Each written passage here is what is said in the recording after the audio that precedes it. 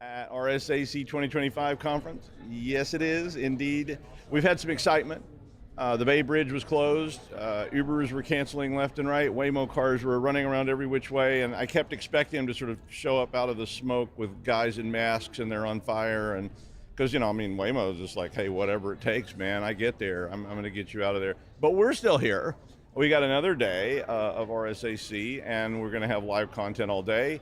It's going to be fun. My map has now been reduced down to just like it shreds. These little pieces of the remainders of the maps, because there's still tons of stuff going on, but we're starting to get down to sort of the end of the road. Now I am joined today by the amazing Matt Alderman, who is a longtime associate, and so hi Matt. Hi Doug. I love your intro, by the way. Well, thank you. It was chaos down here last night. It was actually absolute chaos. Yeah, I mean the other days were not like that. No. It was just there was. I talked to the police. They said there were just happened to be 4 events going on simultaneously, like in this general area. So that was problem number 1. The Bay Bridge was closed. I think there was some other stuff going on because he was giving me that like police vibe of, there's things I can't tell you, but right. Maybe you should get out of here. It would not like it was dangerous, but just like it would. If you can find a way to get out of this area, just go somewhere else and hang out, because this is just a big mess right now. Yeah, Ubers were being canceled, so I had to walk through Chinatown last night to get to dinner. It's about 25 minutes straight uphill. Yeah. Now we've all walked to Chinatown from Union Square and environs before, because I used to do a conference down here for years that met here like every 3 years. And it was always in the Marriott Marquis, and so we always went to Chinatown back in the Ebun days and all those kind of things, and it was lots of fun. And Chinatown's great, but it is all uphill from here. It's all uphill. It was easy walking back last night because it's all downhill. Yeah. Well, yeah, that depending on what you did in Chinatown, it might be more difficult walking downhill. No, I just went to dinner last night. It was after RSA did the award, Lifetime Achievement Award. So yesterday afternoon, RSAC conference gave an award to Amit Yoram, posthumous, for his lifetime achievement at RSA conference. He did so many keynotes here. Right. I worked for him twice, both at RSA, and helped recruit him at Tenable. They did a beautiful job yesterday afternoon presenting that. His mom was here. His brothers are in the industry. Obviously, the entire Tenable team was here. So that was a beautiful just reflection on Amit. And then I had to walk back after dinner because from 9 to 11 last night up on top of the marquee, they did a little celebration. Well, just a little kind of celebration for all that knew him. So I got to go up and talk to Dove and a little bit, see some of the old Tenable folks. But it was kind of a bittersweet day. It was, I mean, I love the event. That one kind of hits a little close to home, but I thought they did a really beautiful job yesterday. Well, that's really good. Yeah. I mean, there was a lot of events. I mean, we did lots of sessions yesterday. Oh, yeah. I did like 4 or 5 interviews, and I know everybody else was doing interviews like crazy down here. So we got more of that coming today. I mean, I don't know how many interviews today, but there's plenty. Believe me. We have a full schedule up until the closeout, until like 3 o'clock. So and Jamie Foxx is here at the keynote this afternoon. So I don't know if he's going to sing or I don't know. There's a DJ. Well, there's a DJ and a band, so I think maybe he's going to sing. I know he has like a musical act, so I think maybe he's doing. They're going to have a little party up there. Yeah, why not? And so I guess that's the closing ceremony, and that's at like 2:30, I think is the the closing expo ceremony. hall closes at 2 o'clock today. So the beloved expo hall, which is what a lot of people come here for to go check out all the vendors, closes at 2, and then things start to wind down after that. I mean, I'm going to go over I haven't actually gone. Have you gone to the expo hall? Oh yeah, I haven't. I was like, every time I plan to go, it like doesn't work out. I got really lucky Tuesday morning because I blocked out Tuesday and Wednesday to not do interviews. Because we have a partner in town. I had to spend some time with them. So I got lucky on Tuesday. I got to go to the floor. So I did all my floor visits. So I go to the edges, I go to the backs, and I go to early stage expo. So I went up to CyberOps, which is Tuesday kind of evening. It started like 4:15. But I go up and check out all the early stage expo vendors as well. Lots of interesting stuff up there. You get to see all the new tech. So I'm going to summarize some of that in my closing session today. Okay. Well, I was going to say, like one of the things that I always tell people that are going to these big cons, like I used to go to these academic cons, and the entire expo is like, there's a guy with some books, and maybe an organ grinder monkey over in the corner, and that's sort of the end of it, right? And it's just like, oh yeah, I'm sorry, there was that University of Michigan exhibit, you know. Yeah. But I mean, you go to these and it's just almost like overwhelming. It is and overwhelming. You kind of have to have a plan. And so, yeah, my plan always for these was I always went to the, what were you calling early stage vendors. Yes. So we'll call them the smaller companies. Yes. These lesser companies over here, because they try harder, you know. By the time you get to like Microsoft, you know, they're just throwing, you know, packs of hundreds at you or something. But, you know, there's the smaller, T-shirts. yeah, but the smaller people, you know, they're interesting, and those are usually new companies I've never heard of. So you get to, so it's really interesting to go over there and see, like, what are you guys doing? Exactly. And sometimes you're going, you're not going to be doing that very long. Yeah. But other times it's like, wow, that sounds really cool. Yeah, you get to see what's kind of emerging. You also get to see stuff like, really? We're still doing that? Yeah, well, I mean, and there was a few years ago, there was the trends of AI, where that was what you saw over in that corner, was like the people going, we're doing AI, and you're like, right, sure, good luck. But yeah, I mean, so it's fun to go there first. I do like to usually go by the big company booth just to see what kind of insanity they have. And I avoid them. Oh, I mean, I know them all, so I don't need to go. I know them, but you know, I just like to see what they've got. But I always would go to the smaller ones first, because I think those are the most interesting ones that I don't know.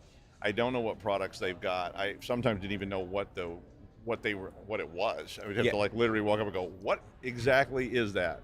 So when I went through Early Stage Expo, I look at the signage. And based on the signage, I either stop or I don't stop.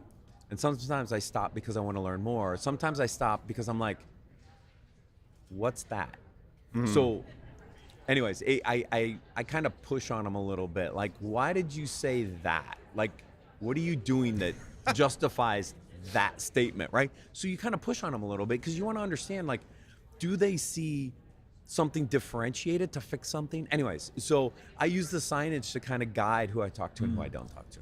I'll be honest, because we're over here and we weren't as close to the expo. Was there a number one swag or anything of this year that everybody was fighting over? Sometimes there's like something everybody's like, oh my God, did you go to that booth? I don't know. Yeah. Because it would have been one of the big booths.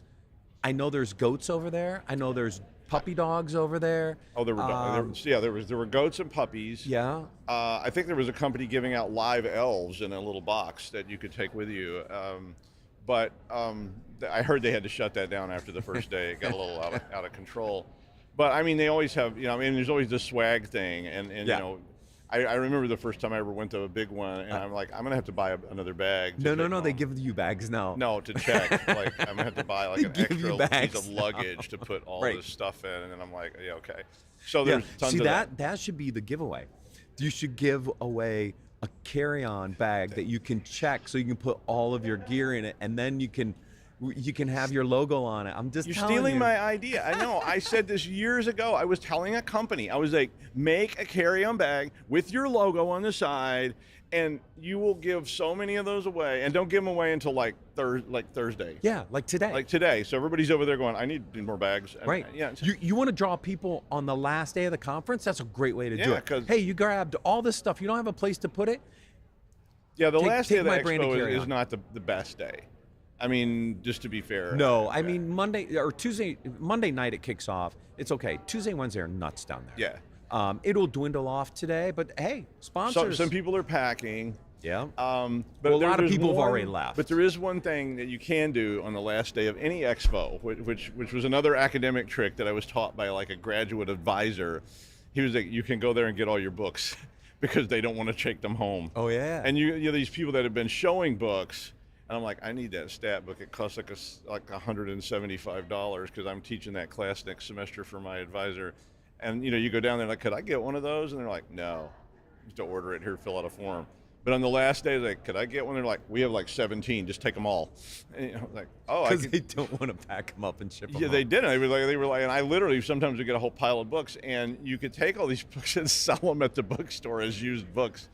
These are old school rackets before they had like gig economy things where you get on some kind of like. Well, yeah. Now my son's books are all online. Nobody has a physical book anymore. Now, yeah, the physical book peddlers are down in the corner, like, please buy me, like 5 cents. Homeless. Yeah. Can you give me a burger? We'll provide, academic books. But yeah, I mean, I think the expos are like, a lot of people come for that. I mean, obviously there's like hundreds and hundreds and hundreds and hundreds of sessions. Oh yeah. Because like I said, with the there's thousands of it. It's absolutely insane. It's an experience. I mean, I don't get paid to try to. Well, actually, do I? I don't. Yeah, you might get. If I get paid, but I don't get paid by RSAC. But right. I think I'm not pitching them, but it is an experience. It is. If they pay me, I'll pitch it harder. Sam finally got to go onto the expo floor this year. Really? The first time in like 7 years. I'm going to get to go there at the very end when they're literally tearing stuff down. I go, what was this? And they're just like, oh, it was cool. You should have seen it. Here's a postcard. But I'm often like that. So, but I am going to try to go by there later today because it was like all my interview schedules just kind of got bounced around over, well, I have an hour. But by the time I walk over there and go upstairs, I'll be like, okay, saw it, and I have to come back. Yeah. So it's like, those family vacations. Where it's like, that's the Grand Canyon, bye, and that kind of stuff. I don't know, what else, obviously sessions today, you're doing interviews, I'm doing interviews. What else we got today? Anything else you want to talk about? The wrap-up. Like, I went out, I'm going to do the wrap-up. They wouldn't let me do it.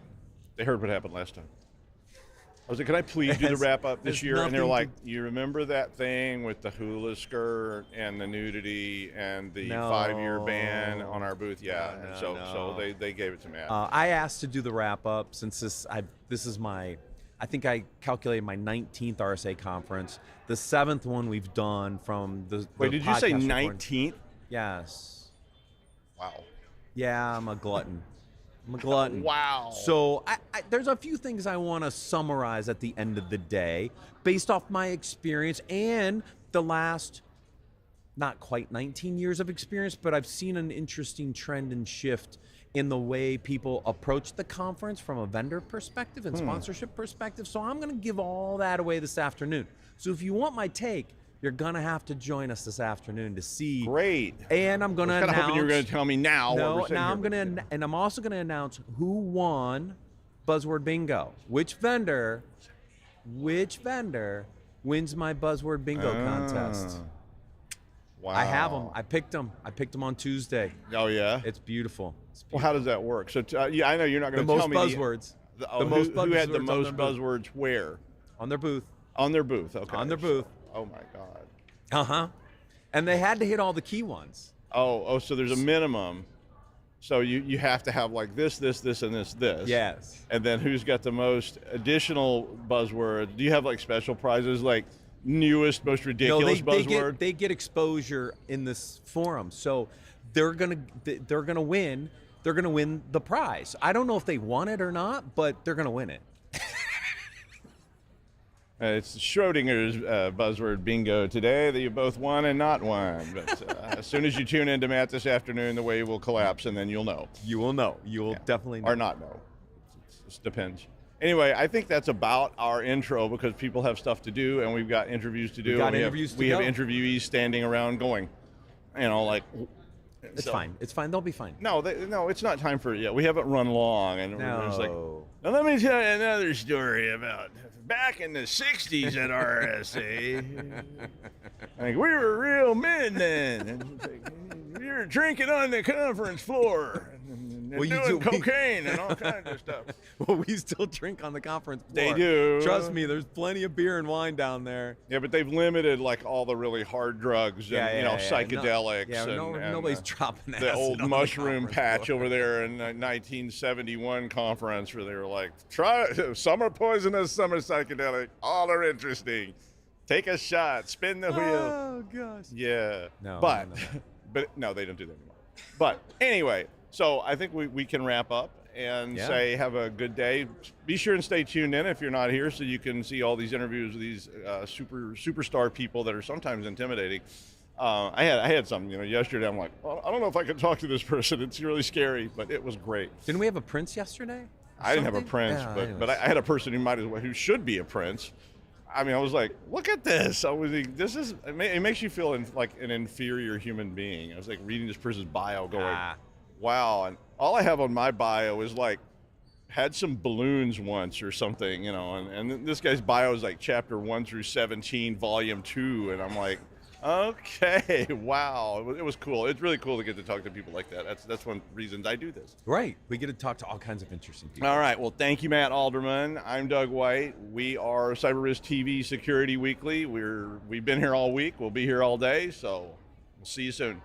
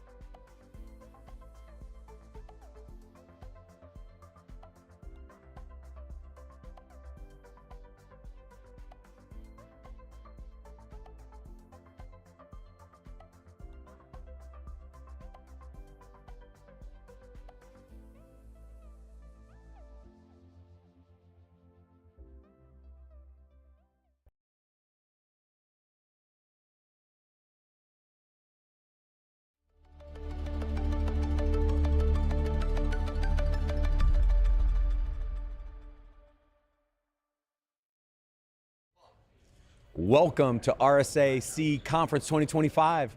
We're recording here live from the CyberRiskTV Studio in Broadcast Alley at Moscone West. I'm your host, Matt Alderman, and joining me for this interview segment is Shahar Man. He's a CEO and co-founder at Backslash Security. Welcome, Shahar.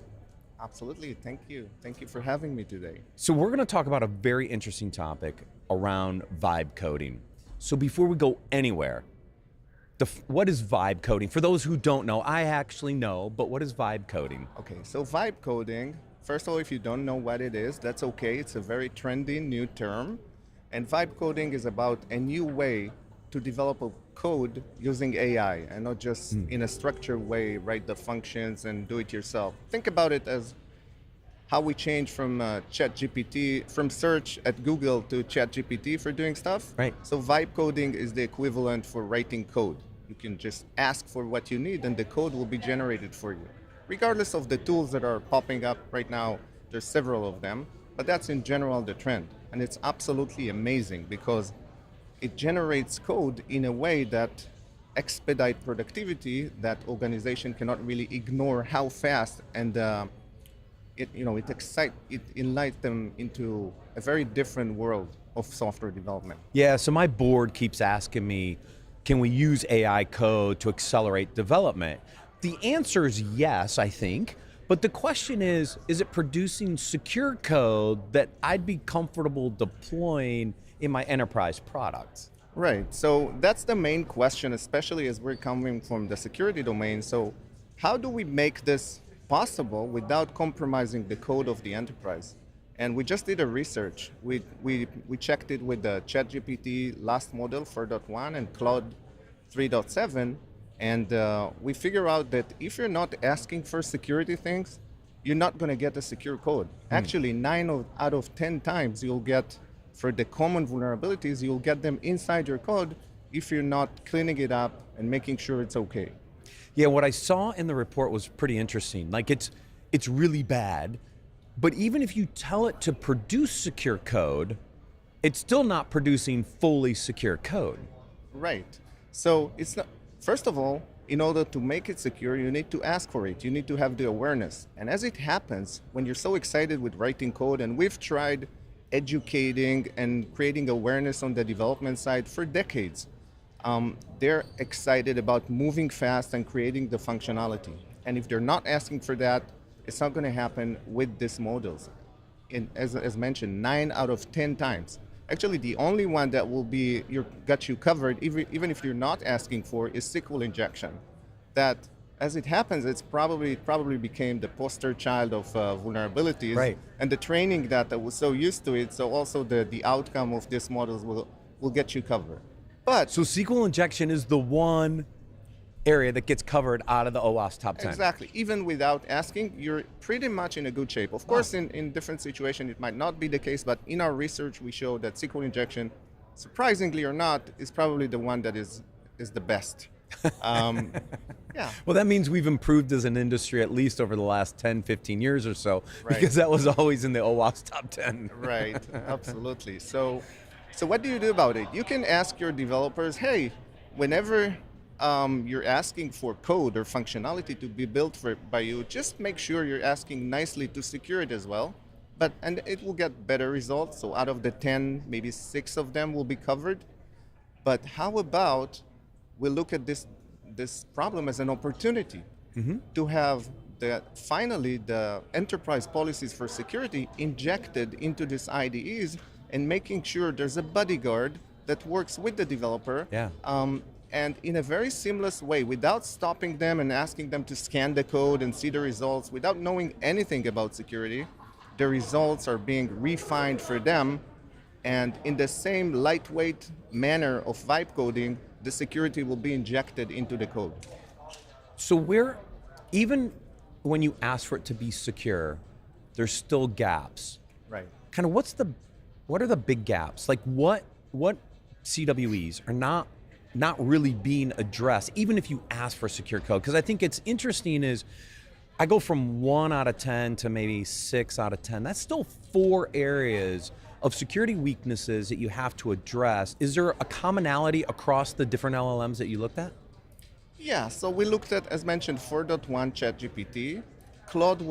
The latest Claude 3.7 was doing much better, but still, it only takes one vulnerability, and not CW, a specific vulnerability that will put you on risk. So it's not about being 90% versus 70%. You want to be 100% that Agreed. the pattern is being matched.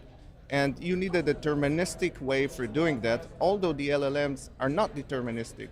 So the way to do that is to have security deterministic knowledge injected to the prompts and having the right methods inline being enforcing them, like MCP servers and inline plugins that helps you. Yeah. Actually, this is a great opportunity because as an industry, we've been looking for a way to go all the way left to the moment where the code is being generated. Right. And not only a gated approach that let the developers do whatever they want, but the PR will be stopped and let them, send them back to the drawing board and rewrite the code. Here it happens simultaneously with the code writing. This is a real opportunity to improve. To fully shift left. Right. Where the guide rails, and we'll talk about policy in a second, actually helps build the secure code and continues to go through the CI/CD pipeline with all of its other checks, right? But this is the almost furthest left we can get. Absolutely. The next left would be the minds of the Yeah. developers. We'll have a chip implanted into the developer's mind, maybe. Maybe. So as organizations think about vibe coding, right? I think the first question is, do you allow it or don't you allow it, right? Because what I saw early on with AI, just in general, was this huge ramp up of euphoria, oh, we're gonna do it. And then people realize, wait a minute, we're not securing it. And they put a bunch of policies in place that basically said, no, you can't do this, right? We gotta understand this first before we're going to allow it. So policy must be the first step in the process, allow or not allow. But then what's the next step in order to enable a secure vibe coding process? Yeah, that's a very good question, and it really depends on the size of the company according to what we see with our customer base. So the ones that are on the bigger range, like a Fortune 100 company, are still in a pushback mode. Okay. They're gonna say, this is not happening. We look at vibe coding with horror. This is not computer science, this is not engineering. The quality of the code is not anywhere I need in an enterprise, so we're not going to allow it. If you use it, you get fired.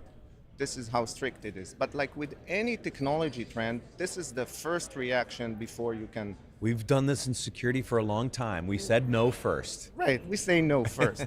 And then some of them say, you know what, we cannot, especially on the mid-market, they want to take the innovative advantage of the vibe coding because you will produce innovation in ways and speed that never happened before, and they don't want to hold on this competitive advantage. So they embrace it in a very structured way, and then they run looking for a security guardrails to make it happen. Yeah. The third one will be the ones that maybe over-adopting, the ones that are actually so excited with it, just loosen up the walls, let the developers do whatever they want, but they say, we anyhow invested in the gates of the old world, they're gonna stop the new world problems. But I think this approach will not be sustainable because the amount of code will be very different. Yeah, so that's interesting, right? When you think about this, we have existing checks in the CI/CD pipeline today. Right. We do our software composition analysis, we do our static reviews, we try to do DAST and testing and runtime, and then I've seen this huge uptick in runtime security here at this conference. So we have existing tools. Why won't they work? Is it a scale issue? Really, at the end of the day, is that you're producing so much new code that it will be too hard to use the traditional tools in the existing pipeline to do that? Or is there another gap still there? Yeah, that's a good question. I think that, first of all, let's be honest with ourselves. We don't see too many companies successful, even today, with shifting left security and having the gates there. It's a really nice slide that you can present, but when push comes to shove and you need to deliver something, developers will not stop their pace and speed of development just because someone stopped them in the CI. We see that Right. all over the place. So security is a matter of risk taking. It cannot be 100% secured. Right. Given the new scale of AI, this will not hold. It cannot be the way to protect against vibe coding. You've seen the statements from the major, the Google CEO about how 25% of the code is already written by AI. Up to 90% will be in the next 3 to 6 months. I think it was Claude's CEO mentioning that the revolution is happening in pace that we've never seen before. We have customers that public customers last quarter told us it's not happening. We're not going to use Cursor AI tomorrow morning. That's okay. It's not part of our problems. We're going to look at it. This quarter, they tell us we need something urgent. That's the number one priority we need to look at when it comes to security. How do we figure out a sustainable way to enjoy it, but protect it in parallel? Yeah, that's interesting. One last question. What does this do to the next generation of developers, right? If I think about what's going to happen is students will start to learn this method of coding, I think, that will then accelerate this adoption even more. Does that change the way we have to think about coding, education, coding classes, etc.? Because this could really accelerate some interesting things, wouldn't it? Absolutely. I think that's the riddle on how that unfolds. I'll tell you a story with my 2 teenager boys. They did computer science class at high school. Took them a full year to create a week by week a movie gallery application. They were so excited to add the tiles and to have an edit a movie and have a login page after several weeks. And then by the end of the year, it was a really nicely shaped movie gallery web application. So I called them the other day and I used one of the new age IDEs. I went to the extreme and I took Lovable. And I asked the prompt of Lovable, hey, can you create for me a movie gallery app, make the tile nice, get it a login page, everything they need. I clicked one button, waited 1 minute, a couple of minutes, and boom, they got the full app, even nicer than what they've built. It was a jaw-dropping moment for them, and it was a jaw-dropping moment for me looking at them, and there you can see the wheels in their mind, and I got it, that the new type of developers in the next decade will need to know much less about engineering in order to create way more innovative applications. So it's here. 1 year to 1 minute. That's the innovation. That's the scale of the revolution. Yeah, that's crazy. And it's our job to not stop it. It's actually, when you look at it in a broader scale, Yeah. security industry have missed so many trends because of our approach to first stop it. We did it with cloud. That was in my previous company. We did it with containers. We did it with VMware. We did it with devices, bring your own devices. We did it with all kinds of things. Right, and then it's kind of, security is going to be an afterthought. Right. Let's see how that evolves, and then we're going to react, and then you miss a few good years of actually being able to inject security from day one into what happens, instead of, just be scared out of it. Remember the concept, secure by design. Yeah. This allows you to build secure code up front, kind of by design. Remember, you're just putting in a prompt and it's building you the code. You can't get any more ground zero from a secure by design principle. Right. That's exactly what it is. Yeah, this is awesome. Shahar, thank you for joining me today. Absolutely. Thank you so much for having me. If you want to learn more, please visit securityweekly.com/RSAC. Shahar, a great segment. Thank you very much. Thank you so much. Stay tuned. We've got more interviews coming at RSAC Conference 2025.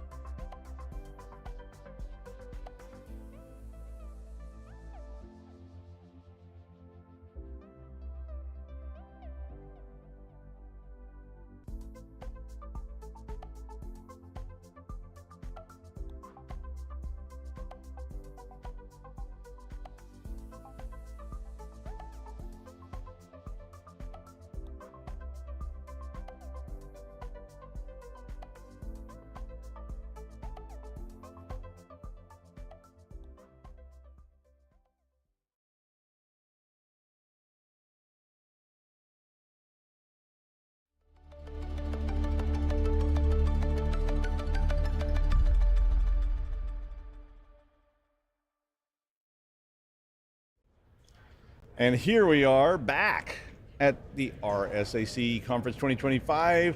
We're recording live here on CyberRiskTV and Broadcast Alley at Moscone West. It only took me, like 3 days to figure out west, east, north, and south. And then I learned I don't think there's an east. But you know, it was crazy. Yesterday we had all kinds of crazy traffic and things, but it's lots of fun. And today joining me for an interview is Eyal Benishti, got it.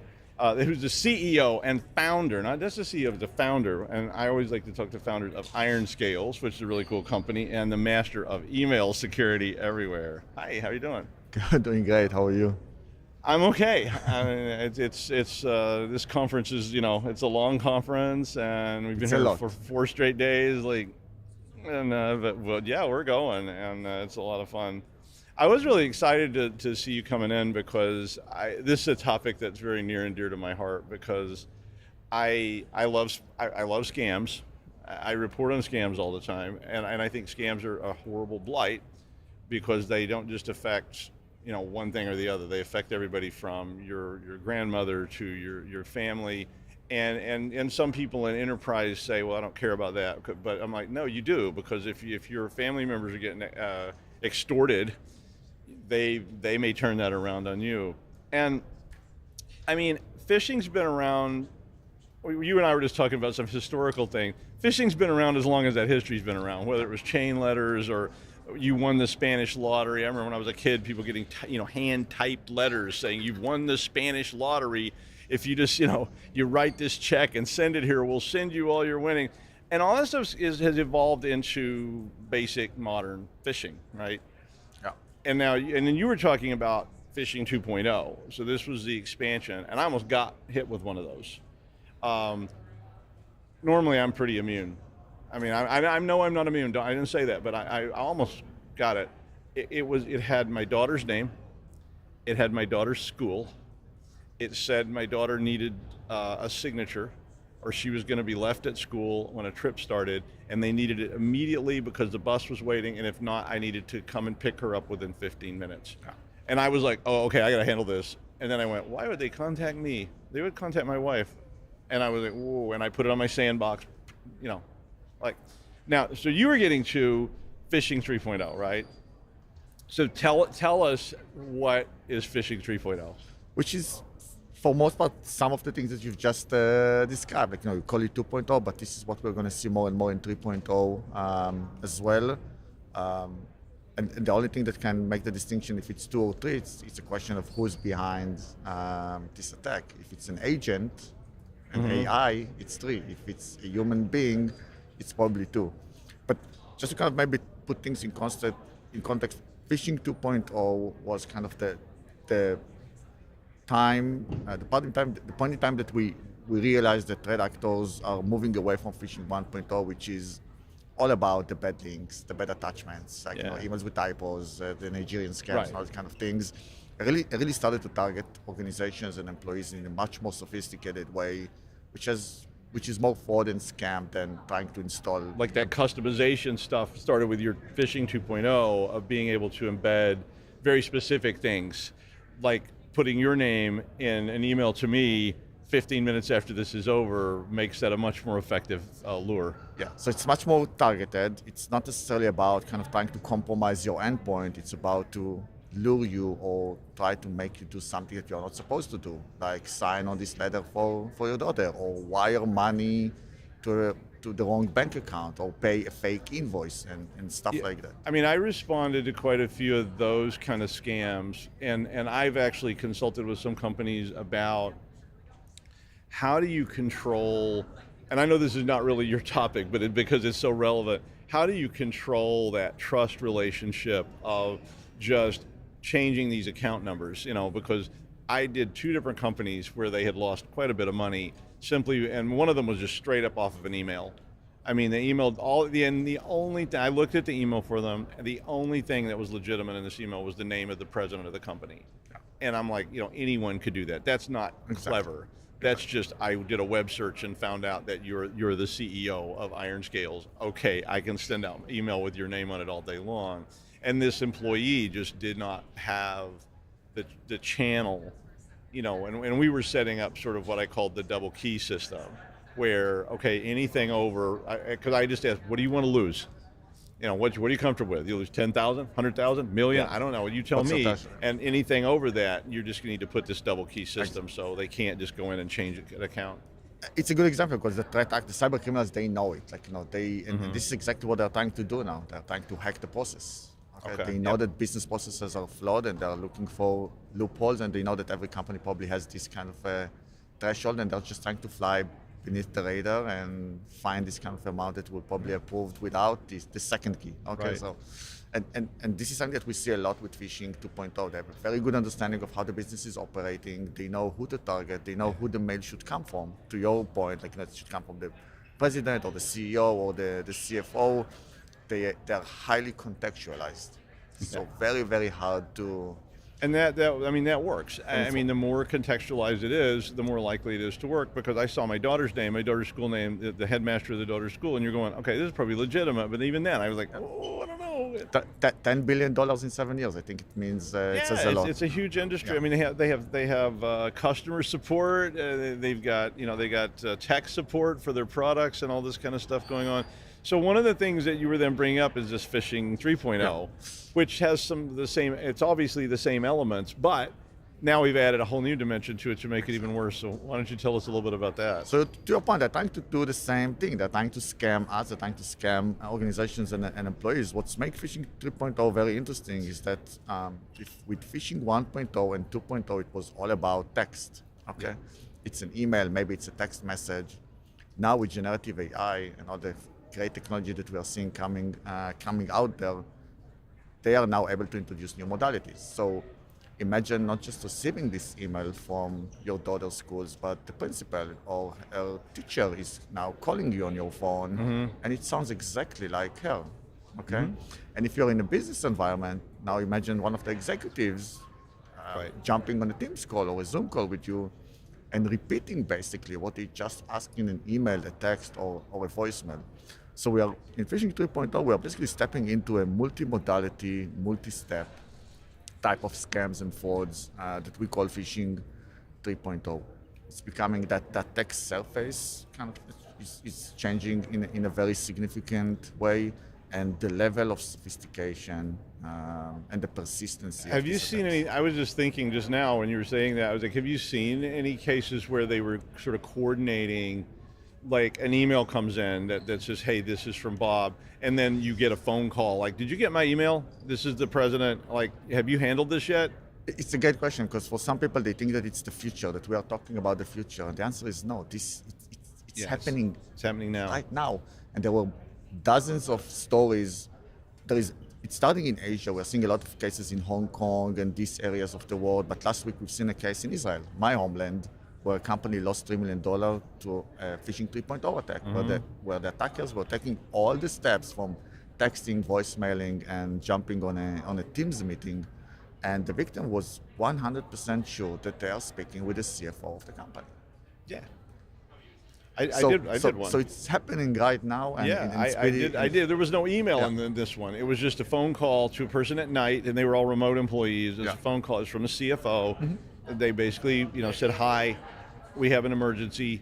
And it was assuming I would have done an old pen test where, the short answer to your question is yes. It's happening right now. It's multi-step, it's multi-modal, and it's super easy because all this great technology is now open source and is fully available for everyone, including cybercrime organization. 2 days ago, I saw that there is a new kit on the dark web that is offering Phishing 3.0 or Gen AI type of phishing kits to people to buy and deploy and make money. And you just pay them a monthly fee, and they provide you with all that. And they're even doing the deep fakes and providing the LLMs to build the deep fakes, because you could get video, now. So you can get a video call from, the president of your company. I'm going, well, that is him or her or whatever, and you're going, what do I do here? And it's all happening as a service, and it's super easy to do that. Like, we're putting ourselves out there on social media, like it can be a LinkedIn or any other place. It's very easy to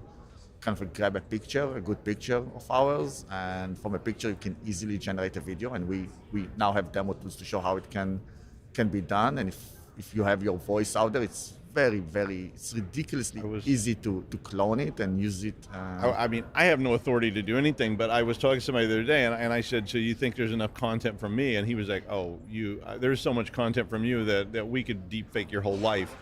And I'm like, yeah, I mean, because I have thousands of hours of videos sitting out there on the web that anybody can access and probably has, and not, but in this case, there's nothing for good. And by the way, if they don't, and we are seeing it happening with some of our customers, they will make some phone calls to these executives, and they will just try to make them say something so they can record their voice. So if they are missing, they will go and harvest voices. Yeah. It's voice harvesting type of attacks. Again, finding an image is much easier because we all put our image, like pictures on LinkedIn and other kind of social media. I like that, don't like that, but I like that idea that you call them and you ask them some questions that's completely harmless maybe. Exactly. I mean, and you're able to capture. This is sort of like the old 70s kind of recording and splicing the tapes together to get as in the movie Sneakers or something like that. So let's get to your main products. Now, I set up a lot of devices back over the years for people that were doing signature detection. They're looking at specific emails, they're looking at specific IP addresses, they're looking at very static, even to the point of saying anything that comes in with a Word file attached to it, it's blocked. But that's not going to beat all this stuff. So how that, you said that was failing. How do we get to your product? What does it do? Do you tell me about how you're solving this problem? So what we're doing basically is to say that, hey, if you really want to protect the user, you need to know the user. So we are attaching ourselves to people kind of, with Phishing 2.0, we're attaching to the people's inboxes, and we are really learning their behavior. We're really learning who they're communicating with, what trusted communication look like, what things are being discussed.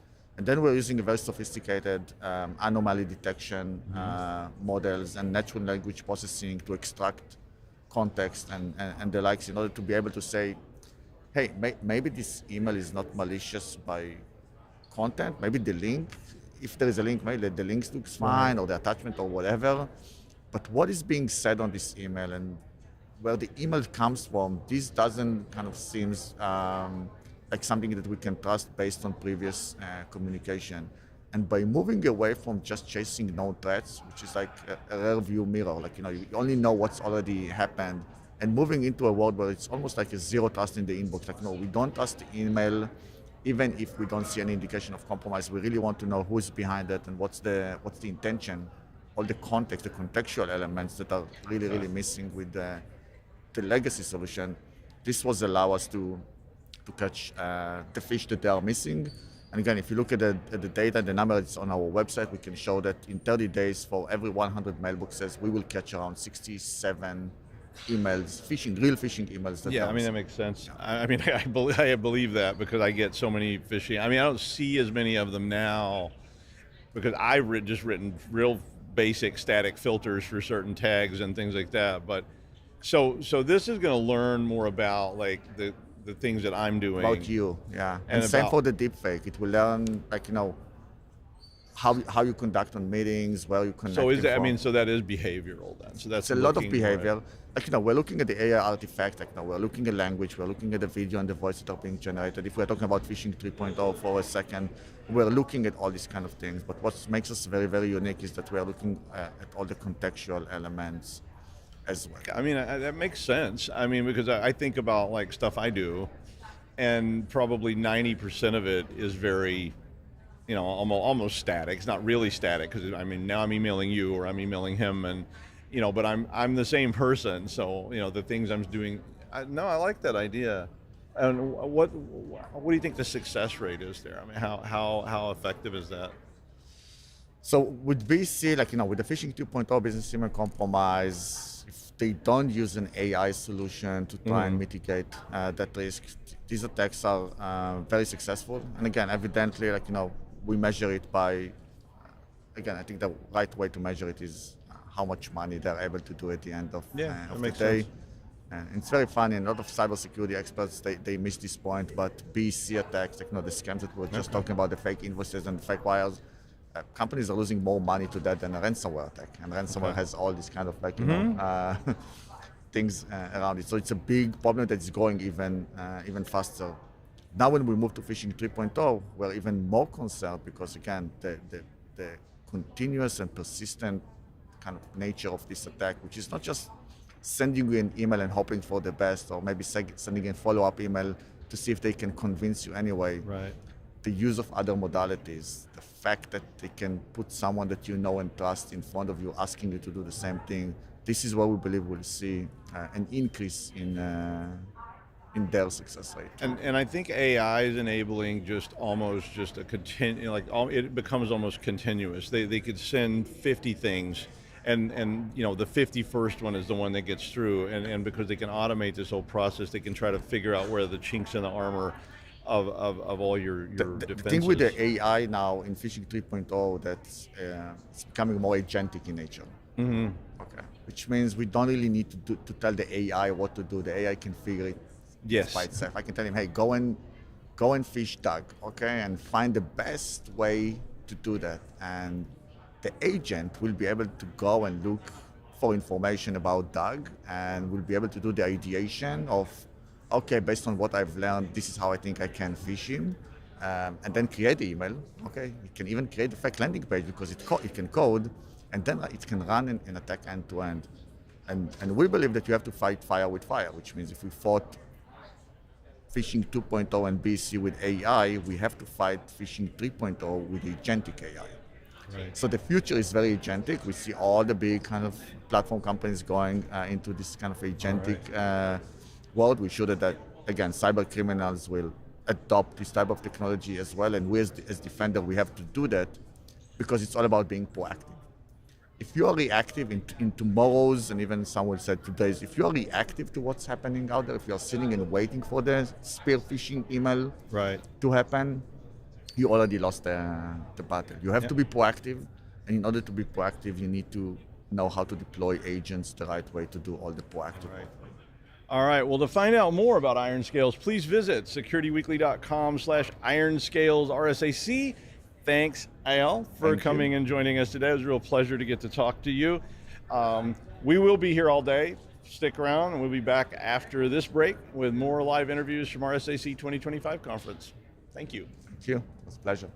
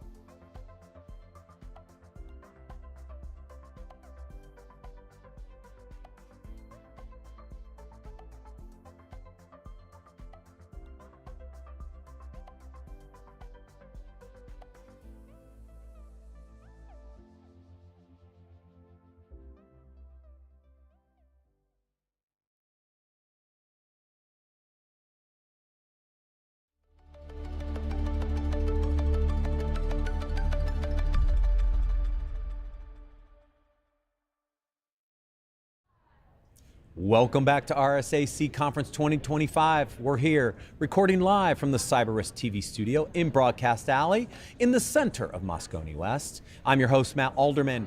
Joining me for this interview segment is Brian Fox, Chief Technology Officer and co-founder at Sonatype. Welcome, Brian. Thanks for having me. Little did we know yesterday when we had breakfast that you were going to be up here and I was going to do the interview. Surprise for both of us. I know. I didn't realize it until this morning when I looked at my schedule. We're going to talk AI, a lot of people talking about AI, but from this perspective, more about open source AI. And so let's start a little bit with kind of the challenges around what are people doing when it comes to AI, the LLMs. Are they hosting it? Are they pulling it down, using it themselves? It's a combination of both. What are you seeing trend-wise on how the LLMs are being used? It's all of the it's all of the above, frankly. And the area that we focused on, that our customers were asking us to help them with, is to understand when developers are using LLM models inside their applications. Yeah. Right. So a lot of the focus is on AI-based tooling around it, that developers might be leveraging to produce better code, Copilot-like use cases, right. Chat GPT-like use right. cases. But what we're finding increasingly is that the developers are finding these small models that are tuned for specific things useful instead of writing complicated algorithms. And so they pull down these models, bake them in like any other dependency in their software, and then ship it. And so this is sort of, out of sight, out of mind, right. is what we're finding. And we're finding, even I was surprised how many times we're finding those in applications. I was thinking, nah, they're not doing that. That's not, and I was wrong. And so, I've been coaching a lot of leaders. If you're not looking for this, if you don't have tools to look for it, just because you don't know it's there doesn't mean it's not there. Right. And so that's kind of the part that we're seeing, and we're trying to help people. And with. so this obviously mirrors the early days of open source software too. We had kind of the same evolution, right? Yeah. People were pulling down open source software, embedding it into their applications, had no idea it was there. Then you realize, oh, it's there. Oh, crud. Now, is it vulnerable? And all the other downstream effects. Kind of same thing here, right? That's right. When we started solving, this problem, the open source governance problem 15 years ago, we would talk to leaders that said, nope, we're not using any open source. And we run the Maven Central repository. So all the world's open source Java components get downloaded from our infrastructure. And so we'd look at the logs and say, you downloaded 100,000 components from us last year. The fact that you think you're not using open source is a glaring hole, right?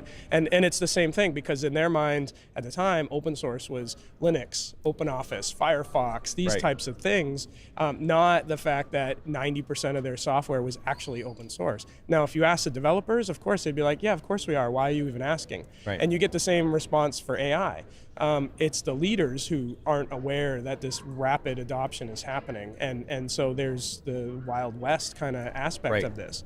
And that's what we're trying to help people manage. Yeah, so I assume this starts with inventory.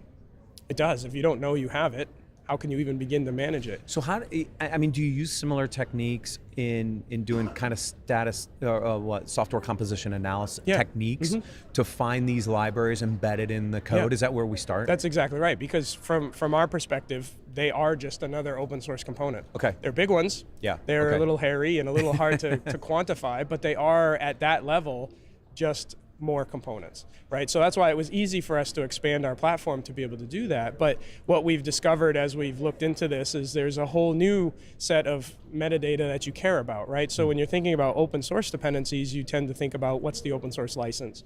Does it have any known vulnerabilities? Increasingly malicious, but that's a little bit of a side conversation.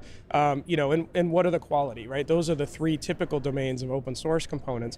When you start thinking about AI, well, of course you have still the license and the vulnerabilities, but now you have to deal with the license. What is the license of the software? What is the license of the model and the data that it was trained on? Might not be the same. Right. What are the tuning parameters? And then there's other aspects. OWASP has defined a new top 10, the AI top 10, right? So it's things like these components have excessive agency. They can go off and do things, not just talk about things, right? They may be trained on not safe for work data. They may be biased, right? So besides the license and security, you have like all these new dimensions that you need to be able to understand. What are these models?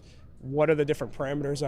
Are they fit for our purpose? You don't want to bake one of these LLMs into your application and have it start spouting off at your customers. Right. And yet that's a very real possibility, because we're seeing these things are in applications and nobody who cares is really governing them. So of course that's a possibility. So how do you determine those extra components, right?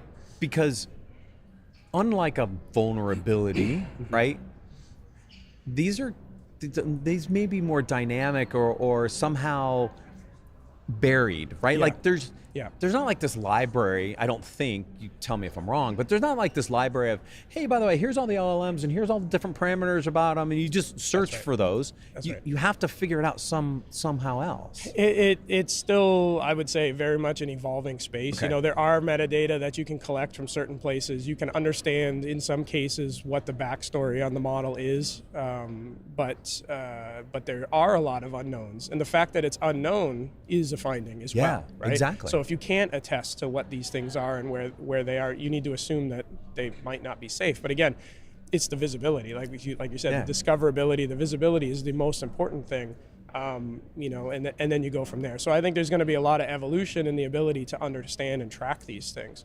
But one of the interesting challenges around AI is that its power comes from the fact that it's not deterministic, that we didn't have to code every behavior, and yet it does some cool things. That's why we want to use it. Also, that means it's really hard to assess and test. If you take a piece of open source, people don't do this, but in theory, you could read all the code and understand what it does and get comfortable with the fact that there's nothing nefarious in there. Right. That's just not possible with AI, because there's petabytes and even more, whatever the next level is, of data in these models behind it. You can't review that. That's just not possible. Right. So how do you prove that these things are safe? I think that's going to be a big challenge. And for me, that leads back to a better trust model. If you can't prove all of the things, what you're left with is trusting the people who put the model together, who tuned it, trained it. This is more of a reputational kind of check first. That's right. Like everybody knows DeepSeek, right? You read the license agreement, all that data is going to China, on their servers, right? And so that's pretty easy to go, yeah, you know what? We probably don't want to trust this. Right, we can't prove it, but you kind of don't feel comfortable about it, right? And the same is true of many of these other components. They might be derivatives of a popular llama model or an Anthropic model or something like that, but somebody changed it. Do I trust those people? Maybe it's okay. Maybe. But maybe it's not. And that's where I think this ultimately ends up going, and trust around open source is not something we've nailed down perfectly well either. True, but we definitely know trusted sources to go get open source. We do, right? For sure. It still could be nefarious because whoever's developing it could still have nefarious purposes, but we have repositories of places we typically trust to go get open source software. Do we start to build those sources? Are those sources being built in a similar way? So like the repository, certainly like Maven Central that we run is the trusted source for open source Java. But that doesn't inherently mean that you trust every single person who's putting something in there, right?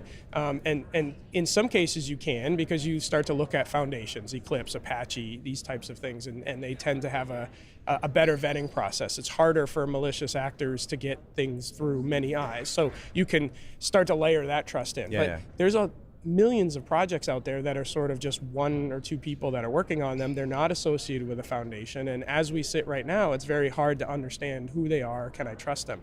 The XZUtils attempted attack that we saw last year is a case of that, where there was a new committer who was probably a state actor, trying to slip things in. And so like we're just starting to really grapple with this on the open source side. I think actually the need in AI is going to be bigger. And I think the good news is it's actually going to force us to accelerate the whole thing. So whatever we do to solve the trust problem with AI is going to also be applicable to open source. And I think there's probably going to be a step function in our ability to do this. So I think actually it's a good news story as long as we do it quickly. If we leave that door wide open, it's going to be a problem for AI specifically. Right. Inventory, metadata, what else? Are there other ways to understand? I think the biggest challenge for me is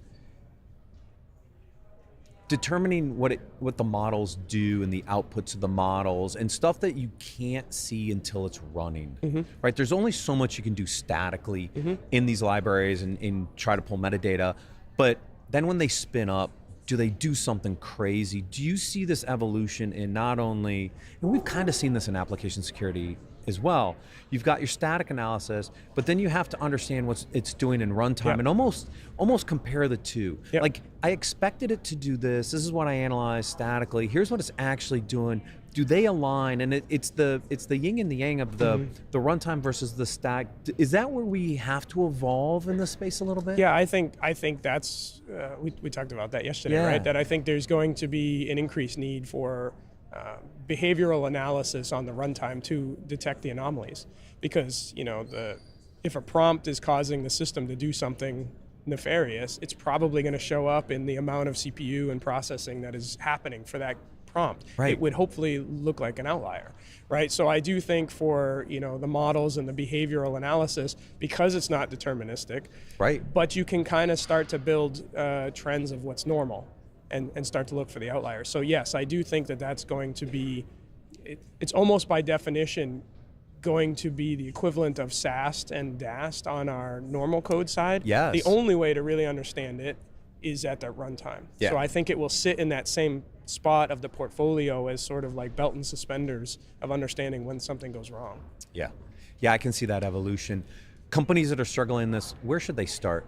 Like, where do they start? Do they start with policy, I think, or do they start with inventory, then put in policy? Yeah. Like, okay. You need to start with inventory, defining the policy. They will say we have a policy of it not being used. Yeah, right. Until you can do the inventory right. authoritatively, how do you even know if your policy is even effective? So once you do the assessment, you get the inventory, then I think it provides the motivation to actually define and enforce the policy, not the other way around. Yeah. Because they've effectively done it and it's not working. And we saw the same thing with open source. I know. I can't saw use open source, and yet 90% of your software was open source. Like 2 years ago, we saw this huge uptick and people were like, oh, it's all about AI, and everybody was rushing to try to test stuff, and then organizations went, whoa, time out. We're going to put policies in place. We're not going to allow you to do this until we understand the potential concerns around this. But it didn't matter because people are still doing it anyways. That's exactly right. And that's where the inventory, the visibility becomes important. Yeah. Because without that, how do you know? How do you know that the policy is being followed? You could just make an edict and that's nice. It's not worth the paper it's written on. Correct. Yeah. Well, I mean, that's always been part of the fun in security in general. That's anyways, right. is alignment to policy. One last question. How much intellectual property concern should organizations have in their core software by using these other types of LLMs? Because I know building a software product, there's certain license types I stay away from because they get me into IP trouble. I assume the same thing exists here? Oh, absolutely, yeah. I mean, the license of the data is very important there. Yeah. But if you're worried about the IP of your stuff, that's a new dimension, one that's covered by that top 10. Understanding, is your data going back to a service? Is it being streamed somewhere? Because in these AI models, the power comes from exposing it to your data. So it's almost worse than a piece of software that might be siphoning one or two things in the old model. In this model, you're just like handing it everything, your whole source code potentially, all of your data. Again, that's where the power, it's by definition, you need to do that. But if you can't trust it, you don't have the data about what's happening. Is the model training off of the back end of that? You can never get that data back. It goes into the model and it's there forever, right?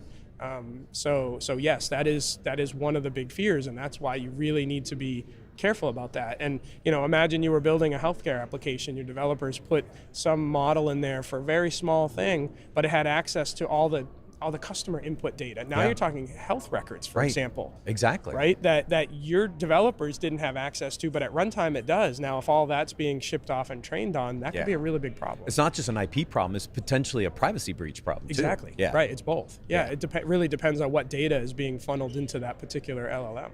Yeah, scary stuff. Always a pleasure, Brian. Yep. Thanks for joining us. Thanks for having me. If you want to learn more, please visit securityweekly.com/Sonatype, RSAC. Brian, scary but good. Yep. Thank you for joining us again. All right, folks, stick around. We got more interviews coming here live at RSAC Conference 2025.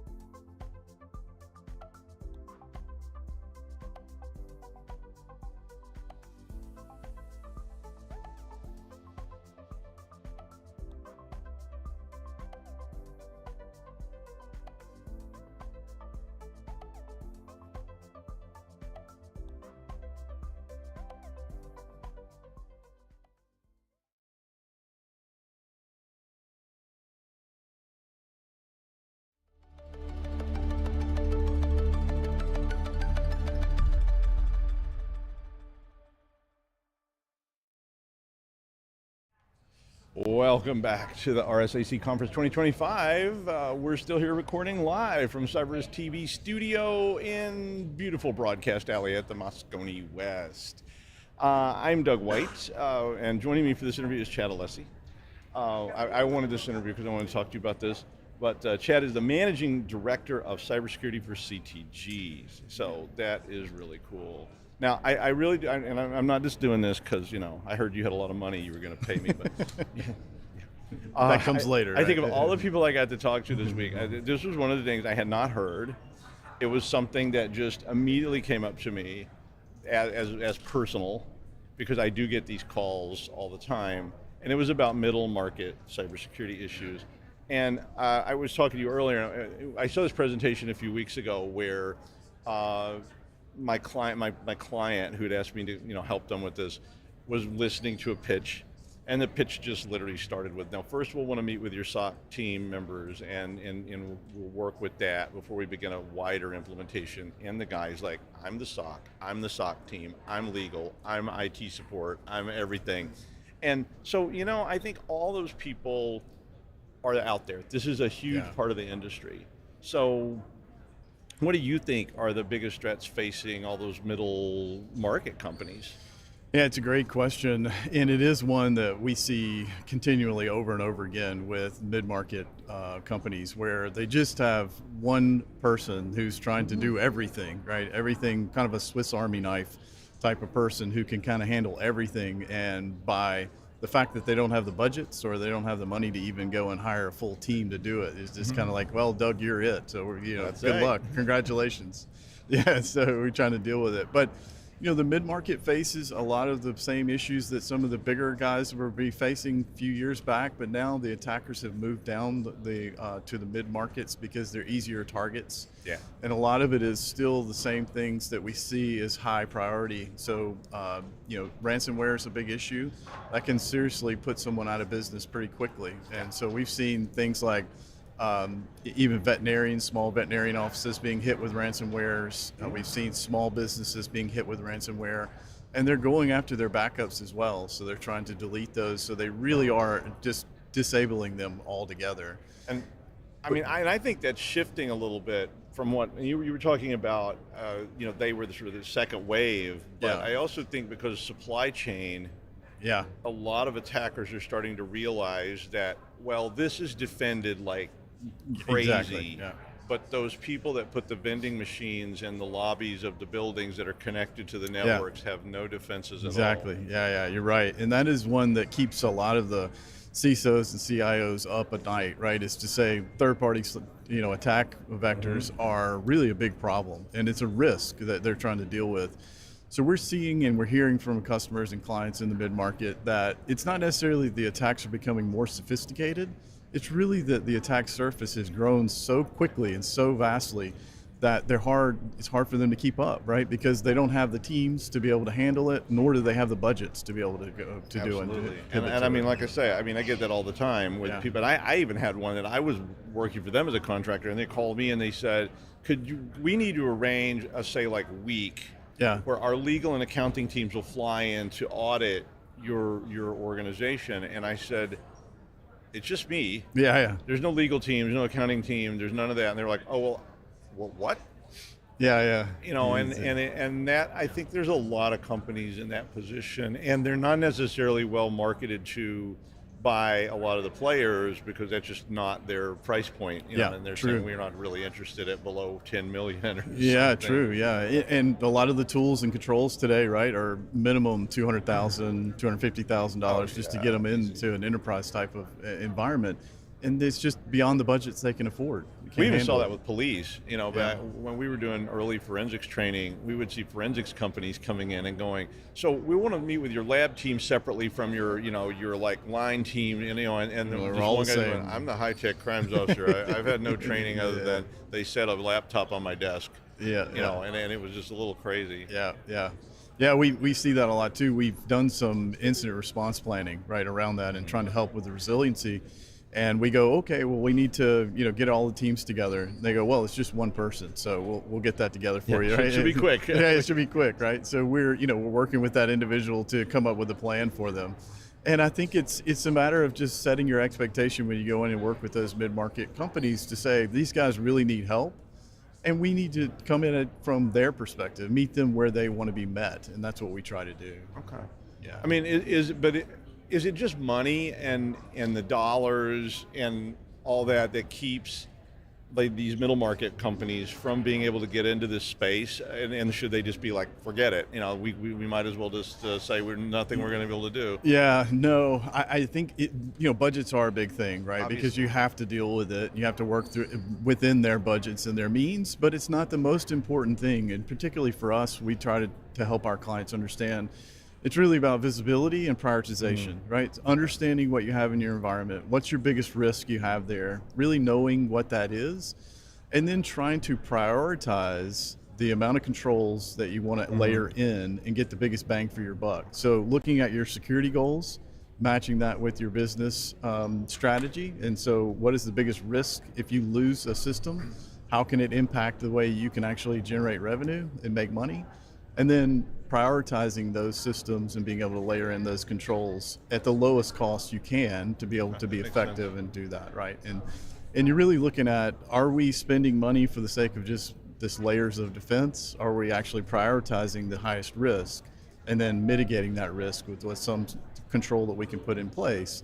And really trying to measure that return on investment to say, okay, it makes sense for us to install a particular application because this is going to reduce the amount of risk we have today. But if it doesn't make sense and it doesn't align with your business strategy, what's the point, right? Because if it doesn't reduce a risk, then you're just adding for the sake of adding. Yeah, I mean, and I think that's the way controls get applied, and I mean, I did a lot of like compliance auditing and things like that, and when we were looking, and a lot of the compliance auditing we were doing was for a large company, but it was a large company that had bought small companies. And again, that was sort of awakening for me because I'm walking into a company where, again, we're going like, can you get your accounting team out here? I've got my accountants ready to talk to them, and they're like, oh, I'm the whole thing. Exactly. I'm the whole bit of it. So now, so I'll tell you what I think, and you can tell me what the answer is. Sure. One of the first steps I usually talk about with this is understanding your data flows. Yeah. Because to me, to understand your threat surface, you have to understand what you have. Yeah. And a lot of times they don't. A lot of times it's like, well, we think there's a server here, and oh yeah, we had that thing set up in 2 years ago, and it may still be there. I mean, what are your like first steps, practical steps that people need to be moving if they're in this realm? I mean, they're not just able to go, okay, we'll get a bunch more money and we'll go. Yeah. We do that same exact thing. So we try to meet them where they're at, right, to understand where their greatest risk is. So for mid-market particularly, if you go in telling them, well, we need to do a formal risk assessment, their eyes will glaze over and they'll be like, yeah, that's not our process, right? So we have to go in and say, all right, well, let's start with doing a network analysis, understanding what those data flows are. Something simple. We're not going to put a scanner on your network and start scanning those things. Let's just grab some packets, do some analysis on those packets, understand what the origin and destination type of IPs are. How are these things communicating? What does your network segmentation look like? Do you have ability to actually quarantine or even triage an issue if it actually comes in? Setting them up for that resiliency discussion and handling if you do in fact have a effect, because it's not when, it's if, right? And at this because point, that's what you need to do. I mean, because I remember going to a place, and one of the questions we would ask was, do you have a network diagram? Yeah. And the person said, very smug, he said, yes, I do. I said, could we see this network diagram? And he goes, yes, let me get that for you. And he goes over and he gets this paper, Right. and puts it on the table. And I was looking at it, and I said, does that say IPX SPX right there? And he said, yes, it does. And I said, so you're running IPX SPX network? And he was like, I don't know what those letters mean. And I said, so what kind of network are you running? And he was like, just the usual kind. And so again, I immediately attached my sniffer, and I'm going, okay, let's see what's on this network. I'm like, no, this is not IPX SPX. Okay, this is TCP/IP. And he's like, oh yeah, I've heard that before. Yeah. And I'm like, okay, so when was this diagram? And he flips it over and he goes, it's like 1989 or something. And I'm like, who is this guy? Bill whatever. And he goes, oh yeah, I think he retired like 12 years ago. Yeah, exactly. And that was the last time this thing had been updated. Right, yeah. So getting that, I think, exactly. And then that data flow is right on the back end of that, right? Exactly. And I don't care what size you are. you need to understand these things because yeah. you can't understand your threat surface until you understand what is being threatened. Yeah, and that's how we find shadow IT, right? And we get these things and new applications that have been added that were 5-10 years ago, or even when Bob or Jim were there that wrote it back in '86. Oh yeah, they added that. But we're not quite sure why we added that, but it's still there. And it's still laying dormant. We haven't done an upgrade on it. We haven't done a patch on it. Could still be IP access. Exactly, yeah. So you don't know what you have, like you said, until you go into it. So I saw one once where they had, we were scanning network. We saw a bunch of weird stuff. I was like, do you have any idea what this is? So we grabbed the packets, and they were unencrypted. We were just looking at them. And I'm like, I think this is EBCDIC. Wow. And it was literally like encapsulated EBCDIC traffic, and it was an AS400. And I said, where's the AS400? We did a full walkthrough. I didn't see any AS400. This is a bigger company, but it wasn't a huge company. And they were like, we used to have that. And I'm like, well, you apparently still do. Still do, yeah. Turned out it was in this person's house. Wow. And that person had it in their basement, had agreed to take it when they were right-sized out of a job, and said, I just love it so much, I'm going to support it. And they had all this customer data on there and just crazy stuff. Yeah, it was insane.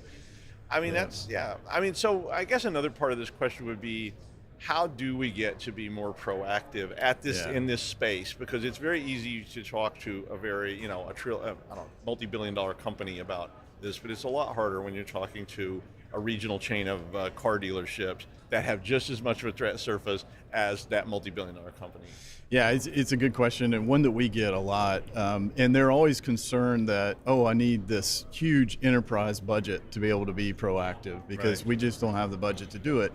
What we try to tell clients is you don't have to have a huge budget. You just need to have good practices in place, right, to go and do that. So it's much like us going to the doctor and getting a checkup. You have to do those checkups periodically to understand whether or not you have a 90% blockage in your heart, right? You don't know it until you get a problem or something happens, and hopefully it's not a catastrophic heart attack. You're going and getting those regular updates and checkups. So doing the simple blocking and tackling, trying to understand, do you have policies and procedures in place to handle an event if you in fact have that event? How do you actually go in and see if you do have things on your network that you didn't know you had, right? Trying to get that visibility like we talked about earlier. If you don't have visibility, you can't control or you can't protect what you don't know you don't have, right? And so understanding that, and that doesn't take a huge budget to do, right? You can do that. And then moving from that proactiveness and moving into that proactiveness, it's really going through, and the same thing that you mentioned. Look, 86 is the last time we updated our network drawing. Well, we need to do that regularly. We need to do that updating periodically. And so it's the same way as we go for a regular checkup to our doctor, we need to do that periodically on our cybersecurity controls, looking at our network, looking at the assets we have in our environment. If we've decided we're going to acquire another regional, either car wash or another car dealership, then we're adding new assets to our company. We need to go evaluate those and make sure that we're keeping that control in place. And I have one other word to add to that, which is commitment. Yeah, I like that. One of the things you see, and we all know this, and you know this, is that we'll do that soon. Yeah. And one of the biggest things I see for middle market companies is to actually commit. Yeah. Not just, Ted will get to it when he gets to it, but he also needs to go put that and then all the wiring in that other dealership we just started. You've got to find a way to put those people committed to these tasks and make them the same priority as everything else instead of letting them be this like, we'll do it someday. And that's why the network diagram's from 86. And that's another great one because that prioritization, right, becomes a big issue. We see that a lot too, where we go in and we start asking questions about a particular asset or something that they purchased or maybe they put in. And we go, hey, do you have this particular control around it? I mean, something as simple as like MFA or something like that they want to try to roll out. They go, we're going to do that. We've got that on the budget. We're going to do it in 2 years from now or 3 years from now. And so that's a risk that they're just sitting out there going, we'll do it. We're committed to do it, but it's just not as a higher priority right now for us. We're going to do other things, right? And so your big role is then providing solutions to try to help. And obviously you understand the plight of these, these companies. So I mean, is that the main role that you guys pursue? We do, yeah. So our goal is really not just to come in and sell you a tool or a product, right, or a control, and then try to get an implementation cost on top of that.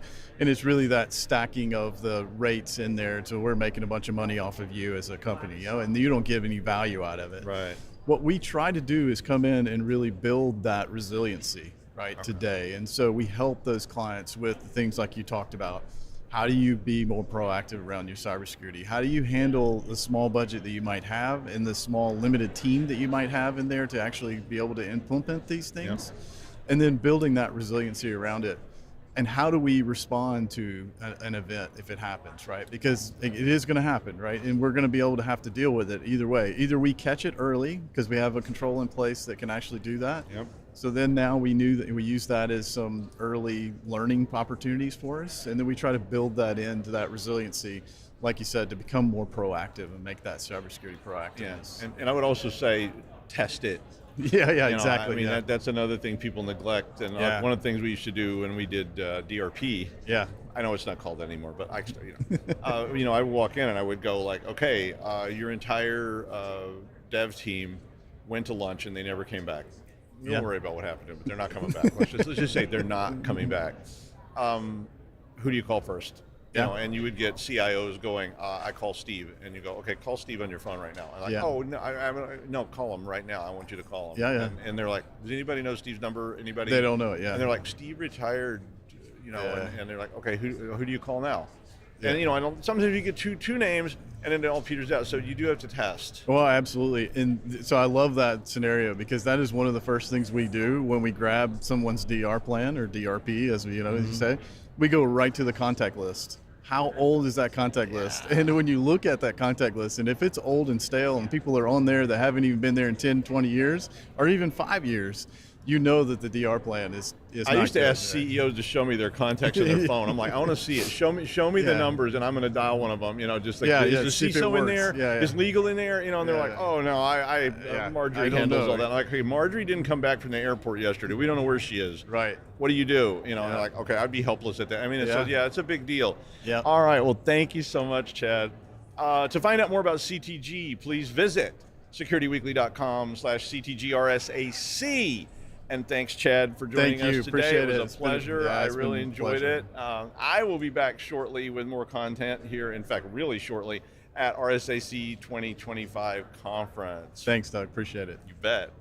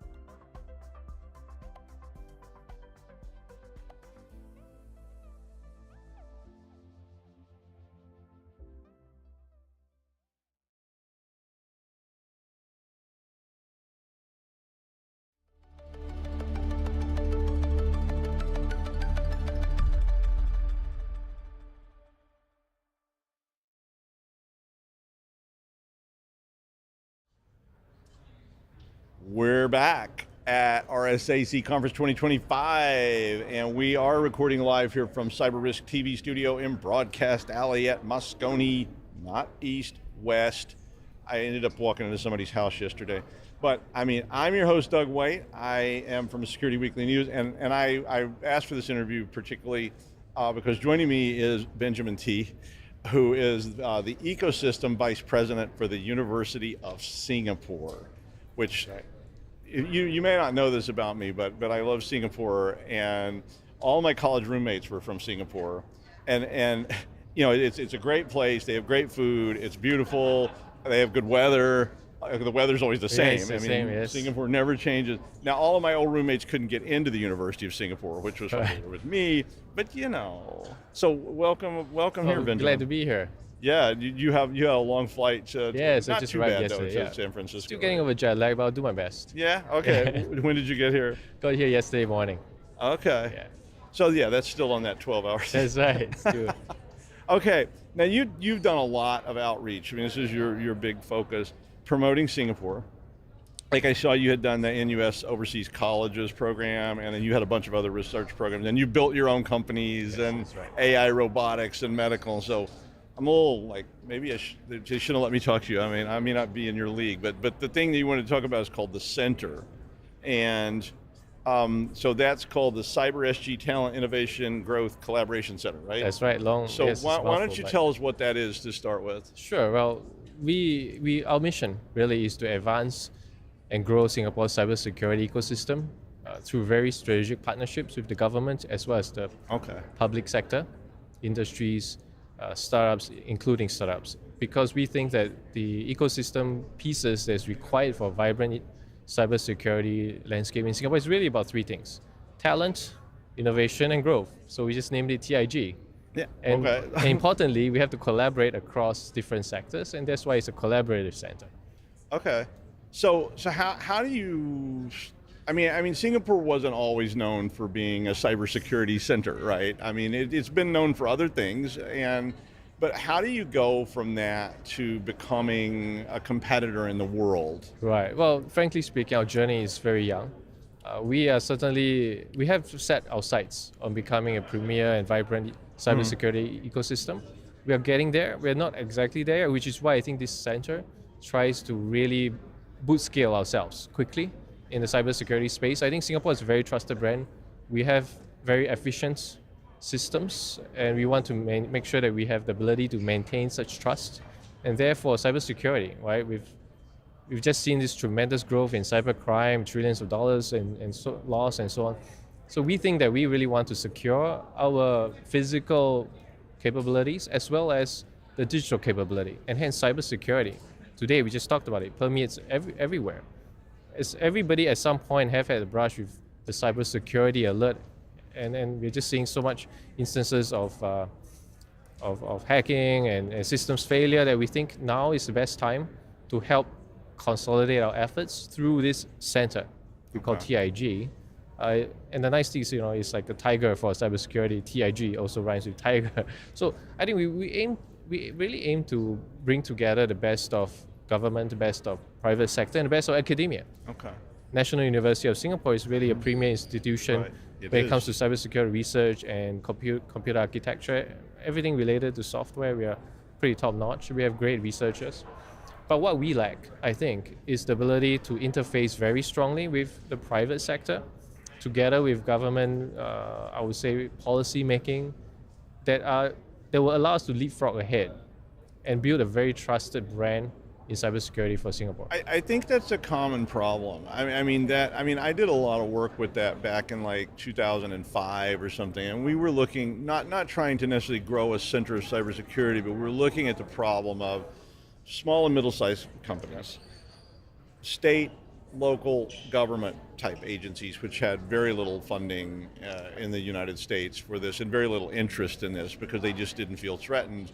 And also then federal, so that's the national level government, and private sector. And when we first went to this, I thought, it's obvious.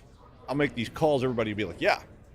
And instead, I was like, there is no way we would ever participate in any information sharing with anyone, you know. And it was just like, whoa, and we got this stonewall. Yeah. So how do you start to pull all those things together? Well, essentially you articulated what we call a cold start problem or chicken and egg problem.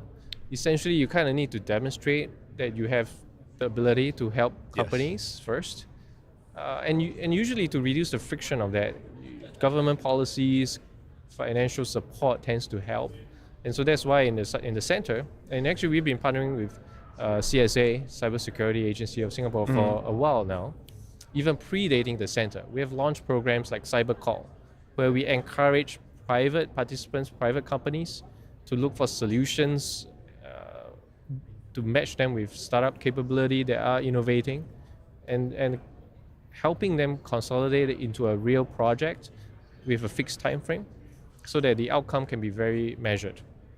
In this way, we've started to see some interesting successes around this program, where companies who have gone on to our program and have developed solutions for our industries, for example, maritime, have actually been gone on to get acquired after the program, right? And we actually support it up to $750,000 for a project. Okay. Yeah. So people come to you. So pretend I have something valuable, which I don't. A private company with something for maritime, and I bring that to you, and then this is going to be supported by your. Yes. So does that have to be in Singapore?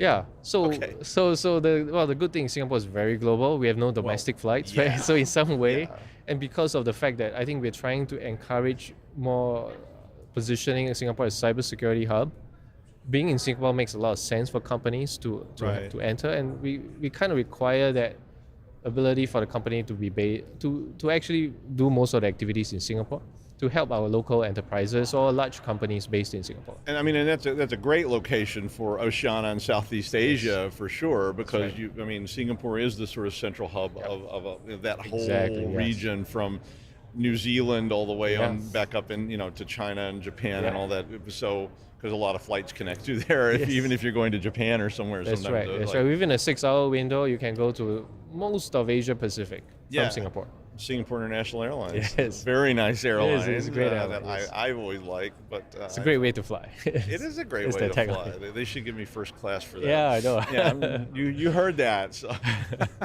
So at what stage is the project? So how is it advancing now? Yeah, great question. I think we are really looking at projects from small seed-funded companies to larger, medium-sized cybersecurity companies. The projects can range from government requirements, on-prem, off-prem type of security systems, to full-scale deployment across multiple sectors. Okay. So the project size is really limited by the amount of funding we can provide, which is up to 750,000.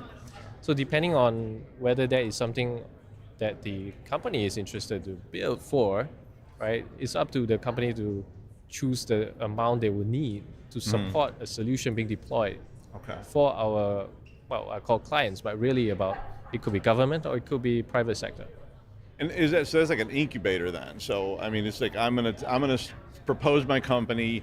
I'm gonna bring my seed money and your seed money, come to Singapore, get set up. That's right. And then we can develop that. What would our obligation to you on that be? Right. So that's also another great point, right? Because we are very collaborative, we actually include, beyond just CyberCall, which is a government-funded program, we actually have what we call a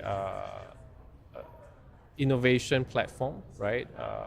Where we allow companies to get accelerated through our partnership with Plexo in UK, for example, where we bring best-in-class acceleration programs for younger companies to get to scale deployment. So this partnership just started, right? And I think we are slowly expanding. I think today we have helped 20 plus companies through such programs. So there's an acceleration part for earlier stage funded companies. There's also a scaling part for later stage larger companies that want to bring their technologies into Asia, right? And Asia in the next 10 years will have a GDP in the top top 4 or 5. Absolutely. Right. So I think as a collective whole, as a block, is quite interesting. It's a rapidly growing region. I mean, it always has been a very important region, but I think in the cybersecurity realm, it's a rapidly growing region and may well be the next big hub. It sounds like from that. Are there opportunities for other non-companies? Like, so obviously some of my viewers are academics. Are there opportunities for academic interventions from, say, the university of pick someplace, and they get involved in these projects as well? Absolutely, right. I think one of the other programs that the CSA run is a research platform, and we actually do encourage research collaborations across the world with top researchers, right? So I think one way is to just look up TIG, send us a message about your interest and what kind of cybersecurity solutions you're deploying or thinking of deploying, and let us help you connect to the right parties within the Singapore ecosystem. Right. Yeah. Because I mean, when we were looking at this stuff, we were trying to build like back end pieces for like small and medium. I was really focused on trying to help small and medium sized businesses, because the big companies, I was like, they got this. Right. But we had a lot of those, and we had police agencies. We were trying to find ways to back end that into academics so that they could say, here's what we need. And maybe there were some academics who could build, develop or research those kind of products for them to get those out. That's right. I don't know how successful that was, because we didn't have the kind of resources that you do, and we didn't have you. Yeah. We should have hired you to come in and run it, but it was really a public service thing rather than an actual regional try to focus kind of thing like that. So now you told me that this is the first time that you've been represented at RSAC. So you want to tell me a little bit about that? Like, how did that come about? So we actually, for the first time this year, actually have a booth we call the Singapore Pavilion, where we showcase 6 cybersecurity companies from Singapore, ranging from IoT to various cybersecurity solutions. And I think what we hope to do, really, I think we see RSA as an important platform to position Singapore as a global cybersecurity hub because of the people that you're able to bring to RSA. Right. And we see that our ability to bring some of our technologies here to showcase hopefully can land deals cross countries, right, between US and Asia. Yeah, I mean that's visibility. That's the first thing of marketing, right? Like being on this show helps. Absolutely, example, right? and the more people that hear your message, you may get talent on the way and whatever. Talent is the you do have that key, going for you, because some people are trying to attract talent to places nobody wants to go. Yes, right. And Singapore is really nice. I'm just telling you, like Singapore is not sponsoring me. I have to agree. Yes. I guess my last question for you is what makes this different? I mean, what's making you unique compared to all the other places that might be trying to do things like this? Well, I think what's generally in Singapore, we tend to think in multi-decades. And what's unique is we really want to start at a very high level, saying, look, this is cybersecurity is of national strategic importance. We aim to build a collaborative platform between private, government, and academia, right? Which is very rare, I think, for most institutions to be able to have that high concentration of resources. And that's something that I think makes us a little bit unique. And the fact that we don't have domestic flights, so we welcome everybody into Singapore as well as from Singapore outwards. So in that sense, we are highly global, and that lends very well to cybersecurity, which is a global enterprise. I don't think, despite all the challenges that we see, cybersecurity will play an important role for everybody. Yes. Everyone's equally impacted. The threat surface is not like isolated. It's like everywhere, and we're all at risk. So would you say that because Singapore is small in size? Right. I mean, there's a lot of people there, but it's a very small island. Would you say that interaction between government and academia and industry is facilitated by that size? I mean, everybody's close. I mean, it's how big is the island? The island is roughly about 700 square kilometers, and we have about close to 6 million people. Right, so everybody's pretty close. Yes, high and density. that means you can walk to some other place and meet up with them. So, I mean, so would you say that kind of helps to enmesh all this? Absolutely. I think the center exists because just putting people together, 1 + 1 just gives you 2. The center creates a synergy where 1 + 1 is greater than 2 because we lower the activation energy to form bonds, right? Okay, coming from a physics background. So we just aim to allow stronger bonds to be forged between participants across various sectors. I think that's the difference the center brings. Right? Very concerted, fully resourced, multi-million-dollar effort from the government, from National University of Singapore, and the private sector. Over time, we aim to grow this significantly. And I think that we only started the center in September 2023. I think it's smart. I mean, I think it's a great location for a growing region that is equally impacted by cybersecurity issues and so forth. So I think it was a smart move. And Singapore is a very, very central, easy to reach location in that very stable economy, very stable government, and all those things that you kind of want when you're putting companies in various locations internationally. Because that when I get asked for international consulting questions, I used to do consulting for people that were planning to open business in China. And one of their first questions is almost always, what do you think about this city? Right. You know, and I mean, China's pretty stable, really, but they were like, what do you think about this city? You know, and it's like, I don't know, I haven't been there. Maybe you should send me there and I'll check it out. But you know, Singapore is just such a stable place, and it's been there for a long, long time. And so that sounds exciting. It's very exciting. Please come to Singapore very soon. I hope so. Wouldn't that be awesome? Well, if you want to find out more about CyberSG, please visit securityweekly.com/CyberSGRSAC. Thank you, Benjamin T, for coming on the show today. And thank you again for being here watching me. I think that's my last interview at this year's RSAC conference. So thanks for having me on. Save the best for the last. Is what? Saving the best for the last. This guy. But that, I tell you, that's you stick around though. We got more content. There's still more to go here at RSAC before this all wraps up this evening. So thank you for joining me, and I'll see you again soon on the Security Weekly News.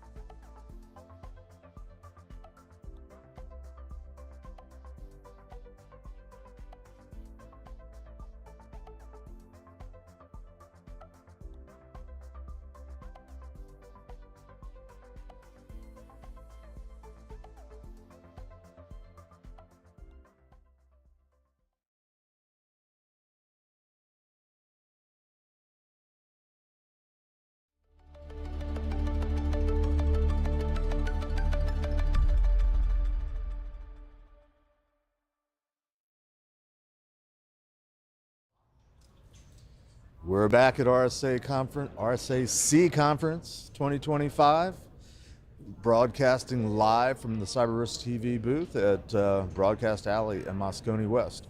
We're on the final lap here, getting ready to shut this whole thing down. The foot traffic is slowing down.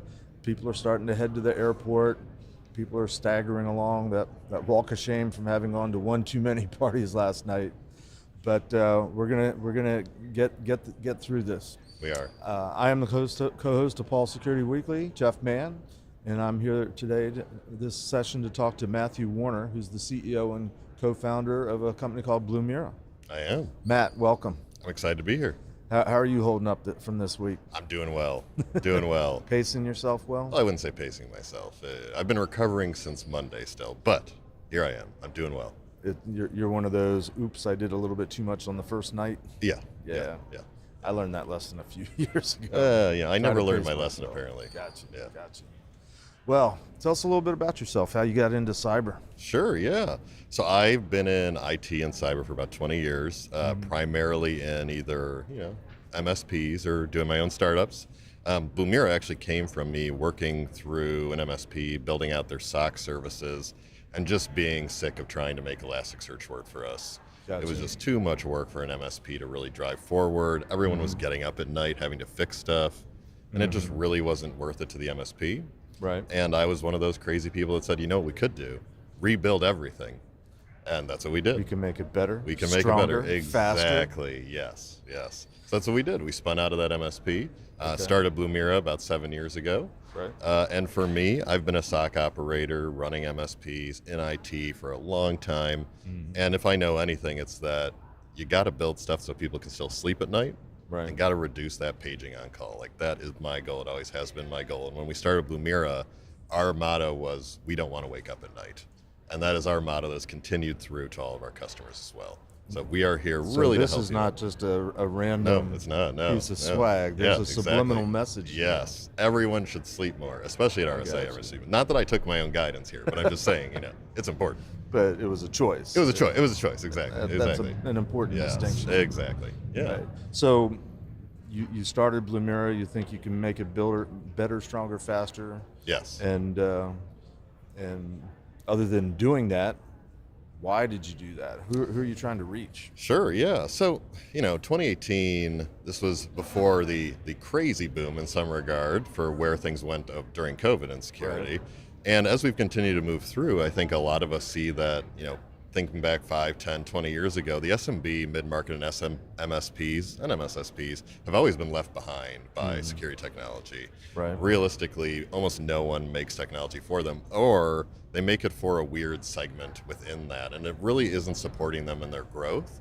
Right. The way we really like to look at this, and we have since the beginning, is that an organization that grows their security maturity, an MSP that can grow their security maturity and grow the maturity of their customers, will be more secure over time, will be better as an organization, and will just operationally be better. Right. It's something that it's really easy to miss in security, that if you are doing security well as an MSP, as an organization, you will be healthier because you're following those processes, you're putting in that work, you know what's happening in your organization.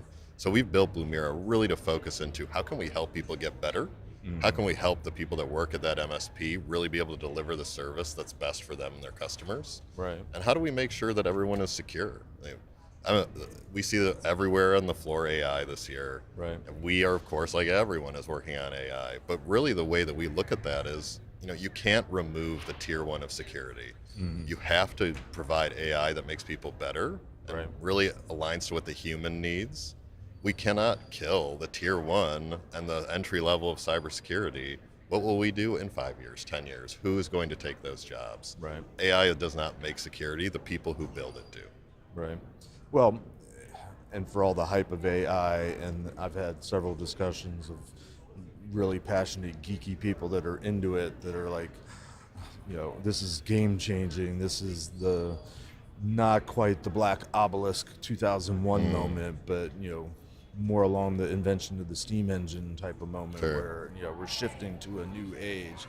And I get that, but it's still a tool. Yep. And it's still got to be utilized by people. Wielded well. Yeah. Okay, that's all we need to say about AI. Yes. Let's talk about how there's this neglected, underserved segment of society, which is the small, medium-sized business, which, I've been a PCI QSA for 20 years, and in theory, I only work with the big guys, the big merchants and retailers and service providers, but that's like 1% of the companies out there. And, most of what's going on over here at the chaos that's the expo floor is everybody's going after the enterprise. Everybody's the whale hunting. And what's left for the little guy? And it necessarily has to be organizations that can pull together the expertise and lend themselves to the many. So I sincerely appreciate that you have a vision for that and do that. And I appreciate that. Can't help but try to promote it as much as possible. I mentioned PCI. I imagine you stumble upon that every once in a while. And the new requirements and the in its own way kind of game-changing way that they've actually updated finally version 4, a lot of the language and a lot of the requirements, because people couldn't read it and translate it to modern technology. They actually had to put the words in. But clearly has a big impact on MSPs that are trying to, they're the ones that are receiving all the outsourced from the merchants. We've got a third party that does it. Out of curiosity, are you guys PCI compliant yourselves? We actually were PCI compliant for a number of years. We moved away from PCI compliance about 1.5 years ago to focus more on SOC 2. That's something we could pick back up. We don't see actually, internally, we don't try to hold any card data, as you can imagine. We don't want to be a service provider when it comes to that. But when it comes down to how we provide PCI support and how we align to PCI, it's really the big changes we've seen with 4 have really been an expansion in the logs that people are required to collect and view. I know a big change for a lot of our customers was that they had to start collecting their door logs, and they had to start collecting how people are actually accessing the scoped areas. A lot of our customers never thought about that before. And really more importantly, a lot of that technology is from the early 90s, if not later than that. So it really became this interesting challenge of how do we support SMBs and the technology they invested in 10, 20 years ago and actually make it something that meets the compliance standards of PCI, pull that data into Blumira and really give them the visibility they need. And a lot of what we hear across the SMB, to your point, is that they really aren't able to get the visibility they need across the tool sets that are available to them. It's really easy in the SMB to assume that the SMB needs a black box and just needs to do it for them. But in my experience, what people need is something that they can really sink their teeth into. It shouldn't be hard, it should make their lives easier, but it does need to expose that ability for them to meet PCI through reports already being available to them, making sure they're getting the log data they need, making sure they're getting the visibility and alerts they need to really ensure that when they go into that SAC, they are answering the questions the right way and they're seeing the it needs to check the box. But I mean, I've always tried to push my clients towards, don't just check the box. Actually embrace it and understand the context of why this is important and why it matters and why it should matter to you.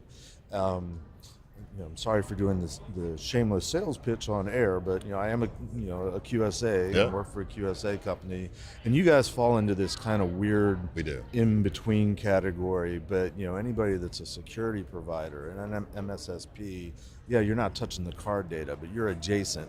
They are. PCI has this or could impact the security of card data, which I have a lot of customers that sort of fit into that nebulous category, and some fully embrace, we definitely fit squarely into that, so we're going to be PCI compliant, so that if for no other reason they can answer the question when they're trying to sell their services. Of course we're PCI compliant, so we'll talk later. But but even in version 4, there's been logging requirements from the very beginning, centralized logging, daily log review. Now Those are my favorite. Now it's required to be automated. And I made an emphatic point. I'm sorry. You're too excited. Here we go. All right, you hold it while I'm talking. All right, I'll hold it. There we go. We'll take turns. Love it. Here we go. We'll hold it together. But that's got to help you guys. But in that context, what do you do to help? You're providing the services for your clients. Do you try to help provide context, and we're giving you information. This is what you do with it. This is what you should care about, type of thing. Yeah, so that's really the biggest thing with SMB. You have to provide context. Will it stay? Will it stay? We good. All right, don't touch the We table. got it. So for us and for SMB, you have to provide that context. It doesn't matter if it's a detection, it doesn't matter if it's a piece of data, you have to provide context because realistically, most people in SMB are IT focused, not security focused, and they're getting pulled into that compliance work in a situation where they are not experts on compliance. Right. Very few people are QSAs. Yep. And it's important for... And even fewer are good QSAs. Yes, Did I say that out that loud? is very accurate. Very, very accurate, yes. Right. So it's important to provide that context for them so they know, and when they go into that process, and we provide as much support as we can. We have our own security operations center and support center that provides them that kind of like, if you want to talk about your compliance, let's talk about it. Right. Like, let's make sure you get what you need. If it's PCI, if it's SOC 2, if it's CMMC, if it's ISO, like, you're going to have complexities. Let us help you solve those for you. That's really how, as Blumira, we don't provide services. We don't believe that services are how it should work. Instead, it's just something that's part of the product. If you need help, you just reach out. We're going to help you. Right. Yeah, fair. Or, I mean, do you have partners that you can refer people to when they do And that's need what to the talk to MSPs are somebody? for. Yeah, exactly. Yeah, we want MSPs to grow. We want MSPs to thrive. And the way to do that is for us not to be a competitor to the MSPs, but rather enable them to drive their services. Right. And with the focus being on, we actually want to help. Yeah.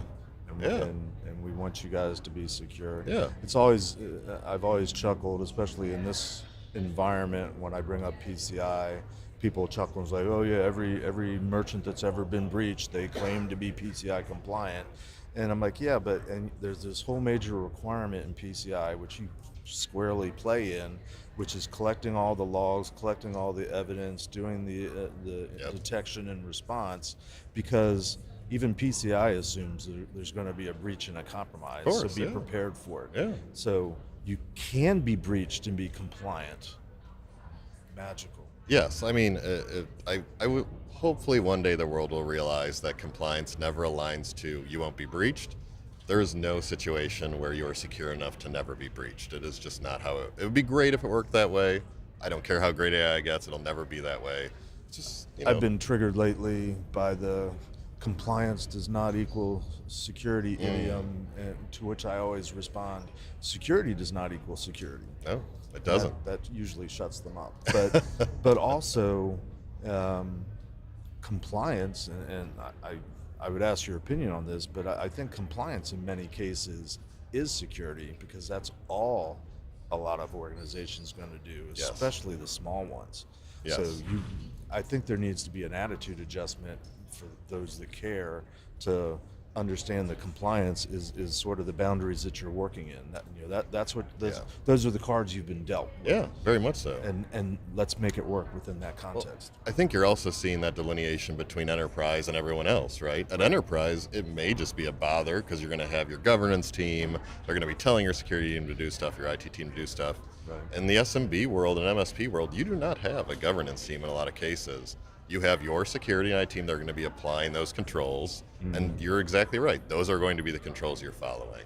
Right. And it's important to live those controls and really make sure that that is aligning to where you are, because compliance drives the security operations, that drives the security, and all of those have to be aligned in a way that makes you moderately healthy as a company, and you will just as likely to be breached as someone who is not. Right. But you will identify it, you will stop it sooner, it won't be as bad, and that's the intention of a lot of these That's frameworks. the key. I remember back when the Target breach happened, and shortly after the Home Depot, there was a spate of big breaches back then. And I remember reading one headline, I don't even remember who the merchant was, but the headline was they were breached and they detected it within like hours or days. Oh, and this was this company, they've been breached. I'm like, that's a success story. The fact that they were able to detect it and minimize the damage, 100%. that's really realistically the goal here. It is. It is the goal. Our time's winding down. If I could shift gears, one of my good friends works for you, Amanda Berlin. Yes, she's amazing. Shout out to Amanda. Hey, Amanda. And one of the things I also appreciate appreciate about Blumira is the fact you have somebody like Amanda working for you and you promote what she does. Take a few seconds to tell us about what her focus is on her little side project. Sure, yeah. So Amanda runs a group called Mental Health Hackers, a nonprofit. They focus entirely on mental health for people in the cybersecurity industry. Especially SOC analysts. Especially SOC analysts. Yeah. Amanda started, I hired her as a SOC analyst at the MSP where we realized like this is hell, we should do something else. Right. So I've worked with Amanda for many years and her focus has always been how do we make sure that people are happy in their roles in security? Right. Security is so hard to stay content in a long time, especially as a SOC analyst. The impact from the standpoint of time, having to stay up, having to evaluate. Then if you get breached, just the mental impact of having to recover from a breach is significant. Right. So her mental health hackers program has done a spectacular job kind of growing that need. I know she got a big room at DEF CON this year, so she'll be there this year. Please, everyone, check out Mental Health Hackers, donate. I know she needs some donations. So if you're looking for a good nonprofit to donate to, Mental Health Hackers is out here to support the SOC, to support the security people, and Amanda Berlin's one of the best people you ever meet, so that and it helps her too. So I appreciate how you back up not only the commitment to the small and underserved organizations out there, but the people that have to support the small and underserved organizations. We got to all still be here. We got to make it through. If we all burn out, there's no one left. It's important for us to do that. And we have to pace ourselves. We should. Well, yeah, we should. What would Amanda say? Well, that's going to wrap us for this time. Appreciate the time talking I appreciate to you today. it as well. If you guys want to learn more about Blumira, go to securityweekly.com/Blumira, which is BLUMIRA. That's us. There you go. RSAC. There you go. And we're winding down, but if you want to learn about our whole program here, that's securityweekly.com/RSAC. Thanks again, Matt, for talking to us today. It was great. We'll be back shortly.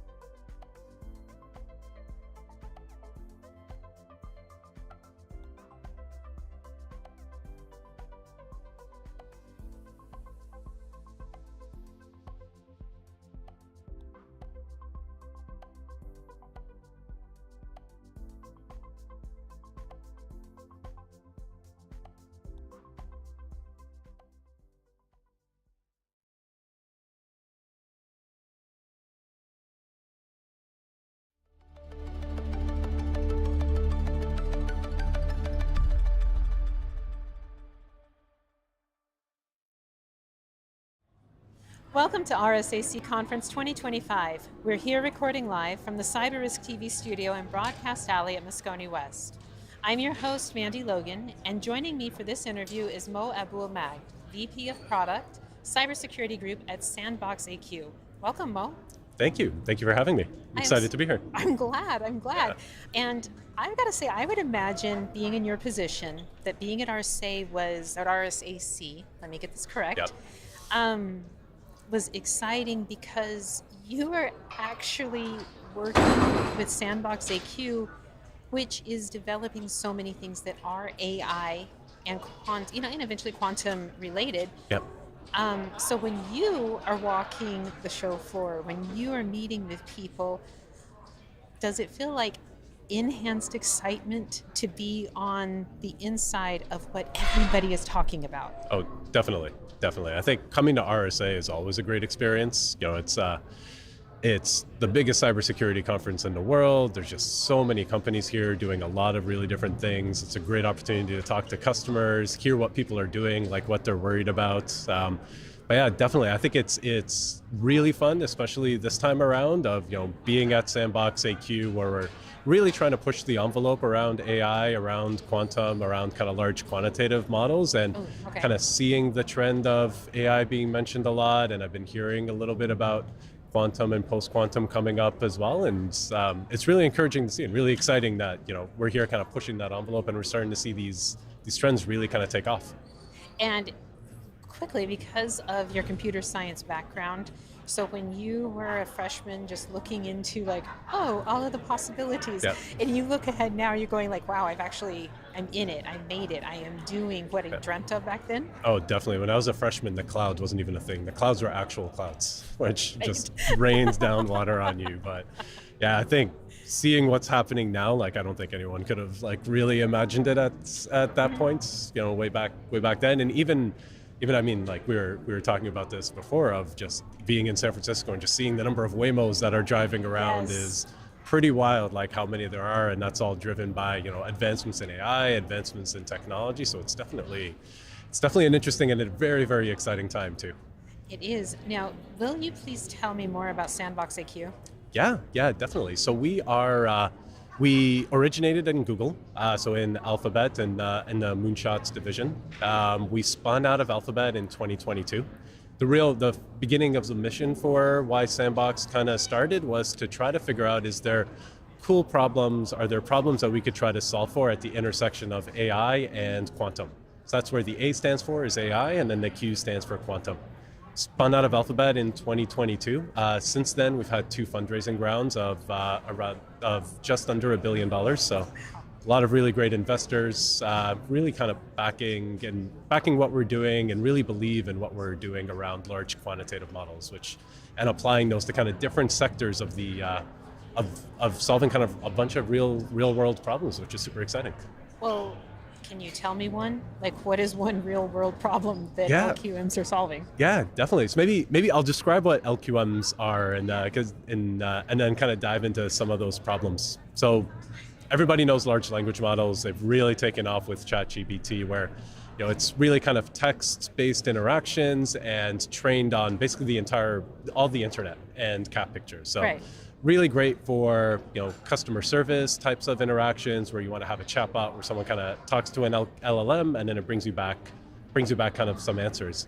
LQMs are trained on numbers. They're trained on numerical kind of information, and really meant to solve real world use cases. So one of the examples is within Sandbox, we have a division that's focused on helping with drug discovery or material simulation, where using the training sets that we come up with, they're generated by the equations of chemistry, and to be able to then simulate how different molecules are going to work with each other, so that we can really accelerate drug trial times, for example. And we look to implement the same type of thing for cybersecurity as well, which we can definitely dive into. But it's really around training on numbers, finding the quantitative relationship in all of this vast amount of data that we're analyzing very, very quickly, and then surfacing really interesting insights for you to solve actual problems. So that makes me think you're talking about predictive security. Mm-hmm. It's definitely one aspect of it. But how does that play out? So for somebody in the field, somebody who is on the security team or in the SOC, what would they see that you would say goes, yeah, that's exactly part of LQM's ability to predict what is coming? Yeah. Maybe I can. Maybe I'll use ActiveGuard as sort of the example of what we do. That was just released last week, right? That was. Yeah. So that's our cybersecurity product that we released. So it's a non-human identity and cryptography management platform. Non-human identity and cryptography Yes. management platform. Yeah. We might need to come back to that, but Yeah. No, definitely. Go ahead. We can dive into that. So, effectively, what we do with ActiveGuard, with like the way that we leverage LQMs is we plug into what we call the security exhausts of your organization. So, like you as a company already have a bunch of different security tools deployed out there, and those tools are generating a large amount of data. So we pull that data into our systems. Our large quantitative models analyze that data, and then is able to surface a lot of really interesting insights in that data. We're able to surface in real time, what exists out there inside of your environment, what are the real-time threats that exist and the real-time risk, and then also be able to help you close the loop with kind of very specific ways to be able to go and solve those problems. And LQM sort of sit at the heart of being able to kind of surface that real-time threat and that real-time insight for you. Okay, so what is an example? Like if they're given a report and it says, here's your key action step now, can you give an example of what that might be? Yeah, definitely. Maybe a great use case to dive into is been talking to a lot of organizations about like post-quantum readiness. So this is where quantum computers are going to be coming out soon, and basically the encryption that we're utilizing that underpins basically Is done for. it's done for. Like Right. it underpins all of our digital worlds. So quantum computers are going to break that encryption. So I've been talking to a lot of organizations who want to figure out, well, where's my risk? Like where am I actually exposed to this? So what we're able to do is they leverage a product like ActiveGuards to plug into their existing environment. We pull in all of that data. We surface for them, like what our LQMs are able to surface are, here's all the cryptography that exists. We found it all. We've got full visibility into all the cryptography, all of the credentials you're utilizing across your entire environment. Our LQMs are able to present that in a way that's really easy to understand and consume as well. So not a lot of noise, just kind of very focused on just here's the exact list of things that exist. And our LQMs are able to surface a couple things. One is, hey, we found a key that's not post-quantum safe. This is a problem. And then we're also able to analyze, give you kind of real-time insights as well of like, this key is being utilized in real time right now. We've detected like some anomalous threats happening, like someone is utilizing this, let's say you're a retail company, and you suddenly see a spike in someone utilizing this key or their certificate or this credential in January, and your peak season was during the holidays. Our LQMs are able to kind of pull all that data in from your systems, analyze that, and surface those types of things for you so that you can really quickly be able to act on them. So, and outside of the full security stack, in general, with your clients, they don't have other platforms that are providing the same insights? No. So that's a great question. They have products that's all sort of slices of the problem. So they have some products that might give you, small visibility into here's my certificates that exist, or some visibility into here's some secrets that might exist that my developers hard-coded into my code. But they don't have a product that holistically looks across the entire environment, from your applications to what's being used in your network traffic to what's being actually sitting on your servers and your endpoints, and gives you a single pane glass view into absolutely everything. So you have full end-to-end visibility. That makes me think that not only with the consistent intake of data, the data flow that you're getting from all of your users, but also with your positioning on AI and quantum, that probably ahead of the curve at Sandbox AQ with thinking of what is coming after quantum. Yeah. Like once it's here. Yeah. Can you share anything on the forward trajectory of Sandbox AQ? Yeah, definitely. I think this is a really interesting problem because it's one that it's a problem that exists today, and that's why we're excited about it, and all the customers and organizations I've talked to are excited about. But it's a problem that's going to become exponentially more complex and more challenging with in the near future as quantum computing comes in, as quantum tech takes off, and even as the use of AI agents really begins to rise as well. So like take AI agents, for example. I think that's a good one where it's not far out. Like we're seeing that adoption now. Absolutely. Where a lot of organizations Well, and we're working quickly to billions. Absolutely. Yep. Yeah, it's because they drive productivity. Like organizations want to adopt AI agents because they drive productivity, so they're really eager to utilize it to do things like develop code or develop applications for you. And like you mentioned, like there's well over a billion AI agents that are out there that are out there and being utilized. Now, some of the problems with AI agents is the security around it really isn't that strong. I think you see this trend kind of with any new technology coming in of like, yes. Wow, tons of value, let me jump on and take advantage of it, and security is the last thing that you think about. Right. And it's not any different here. And one of the aspects of security, which is a challenge with AI agents, is how do you have visibility into the credentials and the non-human identities that these agents are using to go and access data from this machine or access data from this spot. And these AI agents are autonomous, so you don't really know what they're going to decide to do next. So that's a really interesting problem, but it's not one that is a future problem, and it's not one that's a future problem when AI agents really take off even more or quantum comes out. It's a problem that exists today. And all the organizations I've talked to, there's really no full visibility into all of the credentials and how their secrets are being utilized, or their keys or certificates or crypto is being utilized. Right. So the problem exists today. It's one that's going to become exponentially more complex with AI agents and with quantum tech as it comes out. So what's interesting, I think, and exciting, working at Sandbox is we're solving a real world problem today, but we're definitely, we're solving a problem that's going to become even more acute, I think, as time goes on. That's a really interesting space, I think, for us to be in. It is. I mean, it's still, to me, it gives me the feeling of living the future. You're riding the wave of what is already here, Definitely. And yet you're so well positioned for being at the forefront of what becomes standard. Mm-hmm. And for any moment in time, that's a privilege. It is. I mean, that is a huge privilege. It really is. I'm curious, so with it's ActiveGuard, right? It's ActiveGuard, yeah. ActiveGuard, are there any free trials, or how does the audience get information on? There is, yeah. So we do have a free trial for ActiveGuard, so free trial for 30 days. So anyone can hop into the product, utilize it, start to use all the features with it. On our website, activeguard.com, on there is all the information. So you can go in and learn more about the product, about the use cases, things like that, and then be able to sign up for a demo. And then our team will get back to you and take you through a demo, and then sign up for the free trial as well. What is the time to deploy? Time to deploy is really fast. So it's a SaaS-based product. So in terms of kind of getting started, to go from there's nothing to deploy inside of your environment, it's entirely SaaS.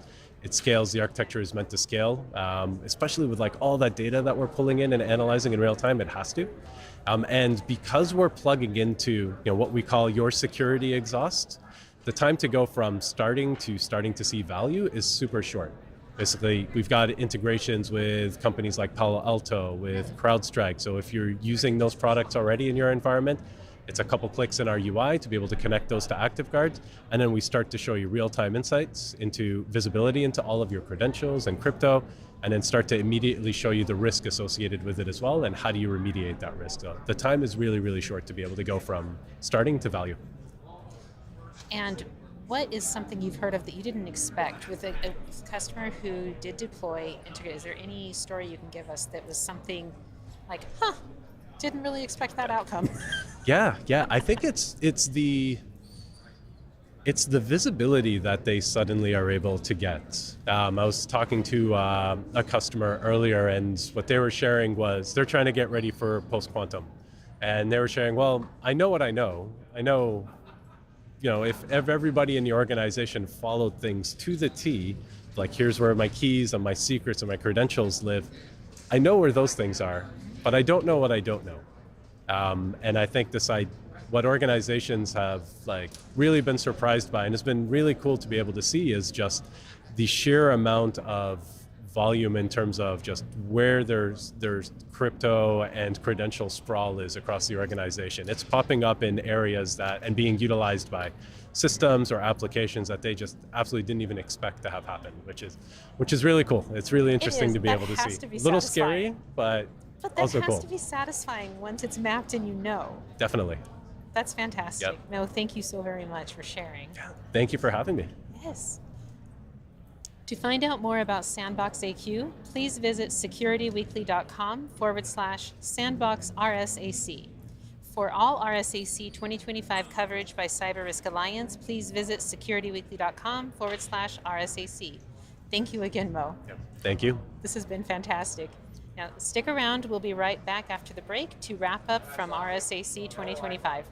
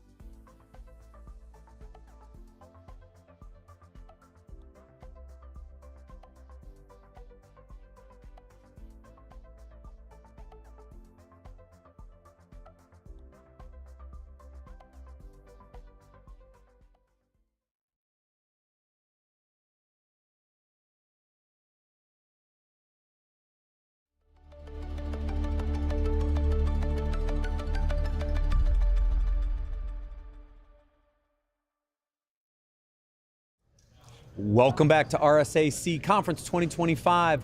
We're recording live From the CyberRiskTV Studio in Broadcast Alley at Moscone West. It's getting a little full out here, final keynotes coming up.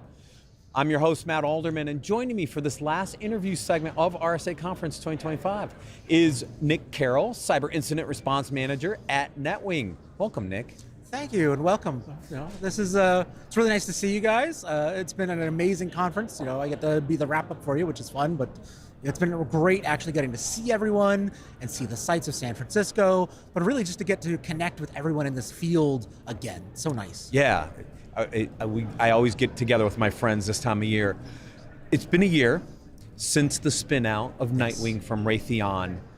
What's that last year look like for you guys? It has been an amazing year. I mean, it has been a lot of work. It's been a lot of work for all of the teams. We're having to do this startup on really just an amplified schedule to make sure that we can break away and become our own entity and truly be what we can be and take our mission forward and really drive it in ways that are exciting and new. But we've got this startup energy going, but at the same time, we're carrying with us, 40 years of combined experience across the entire company. So it's this amazing blend of startup culture with actual experience and capability to continue to deliver on really critical missions. So what's the key kind of focus areas for NetWing, right? When you look at the cybersecurity space, it's broad, right? Kind of where's your niche? Where do you guys really focus your capabilities into the market?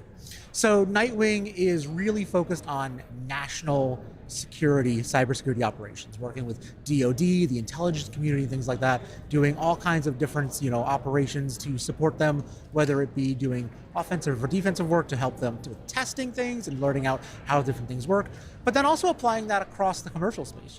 One of the things that a lot of people tend to forget is that critical infrastructure is very important for national security, but a lot of that critical infrastructure isn't owned by the Fed or owned by state and local government. It's owned by corporations. Right. It's owned by these corporate partners that are assisting in making sure that we get food and energy and transportation to our homes.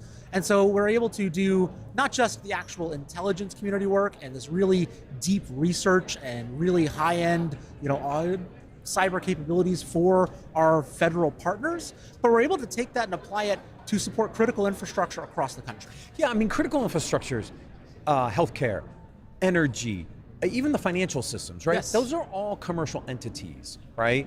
And yes, the government drives some stuff there, and CISA's done a really good job of bringing stuff in capabilities to light, but they're owned by private companies. Right? And so how do those companies deal with it? And what I see in my career, you have different levels of maturity across those industry sets. Absolutely. Right? Financials have been regulated for a long time, so they're more mature typically on average.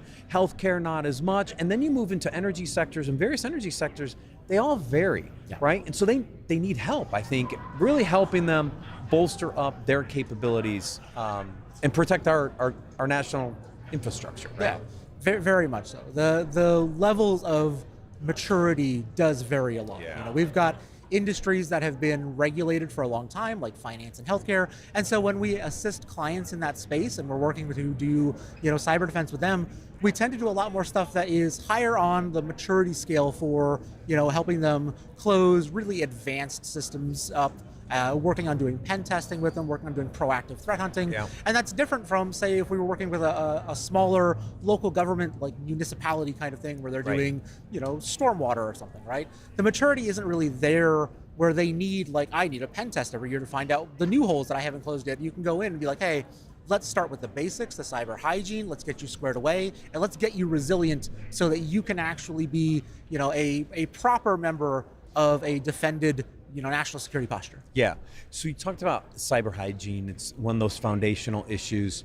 Where's the biggest gap you see in the practice around gaps in cyber hygiene? I wish I could say that everybody had the best cyber hygiene already, because we've been talking about it for years now, right. And it's a solved problem.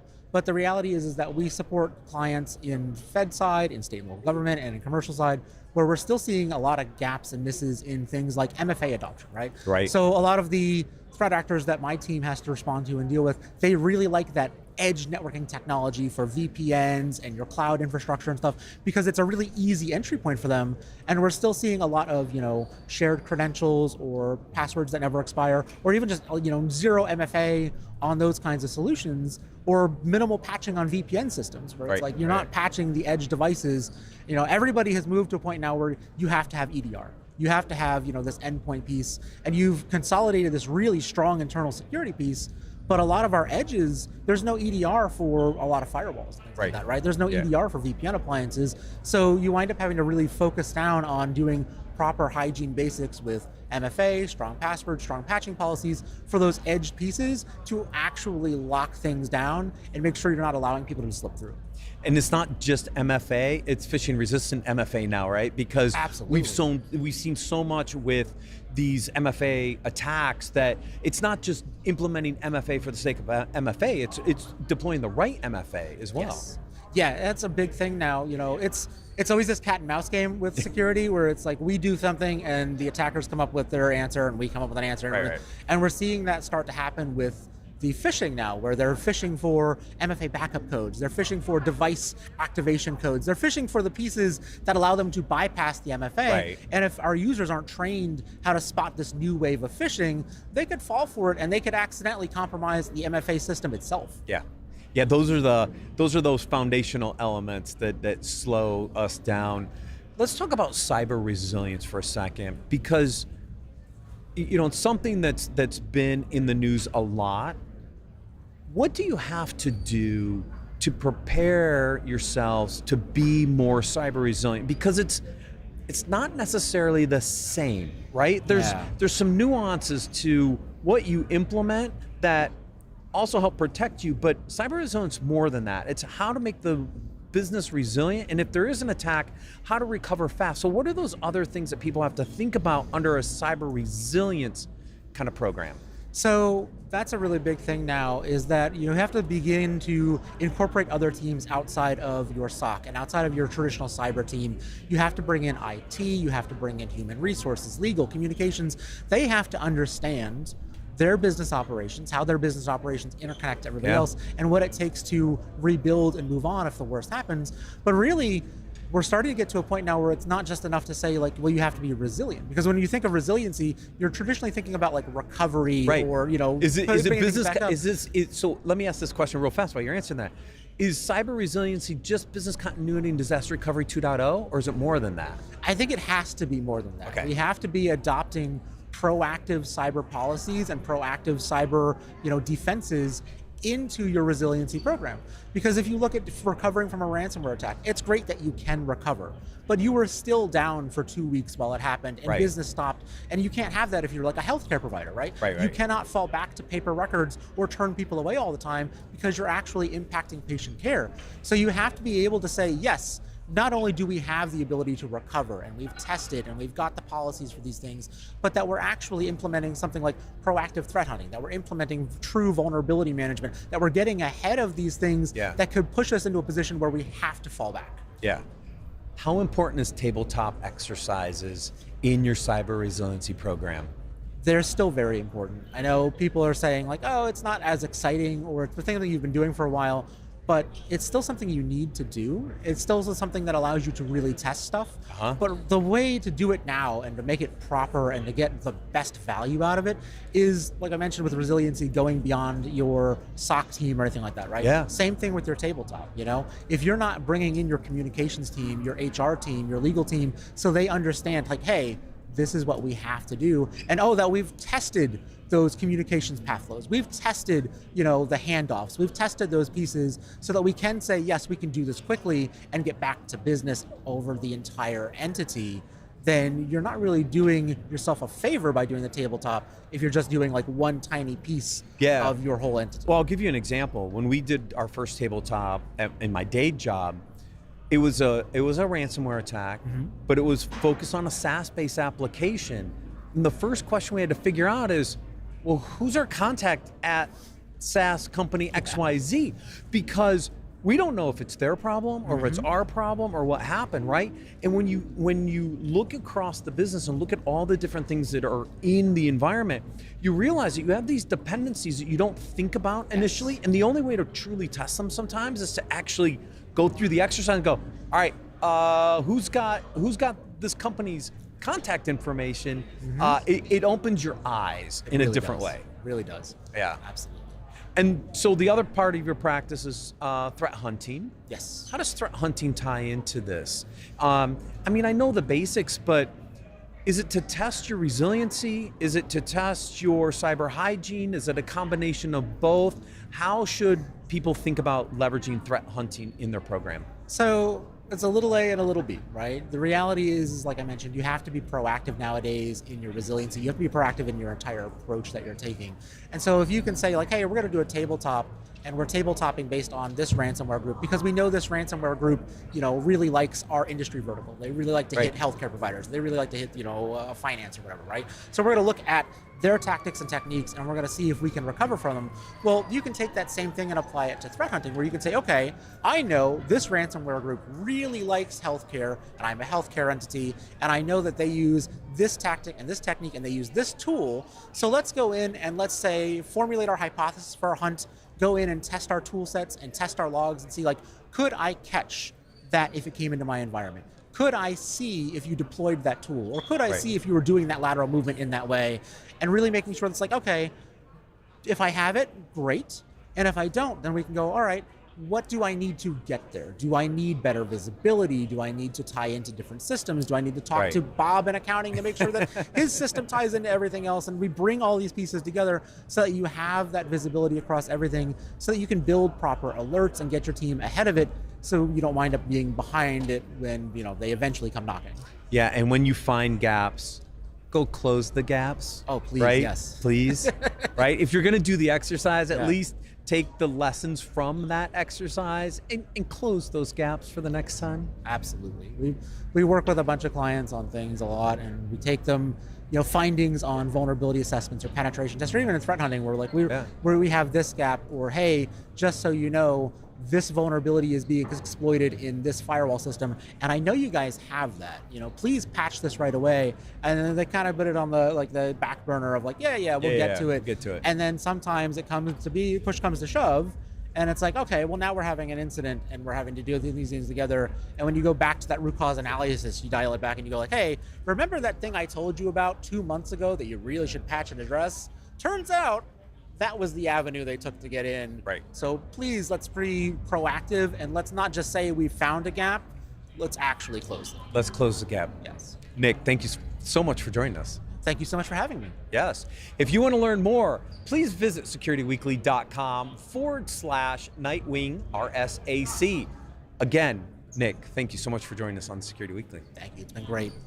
All right, folks, now we're going to do the live wrap up. Just stay tight. We're going to end this conference on a fun note.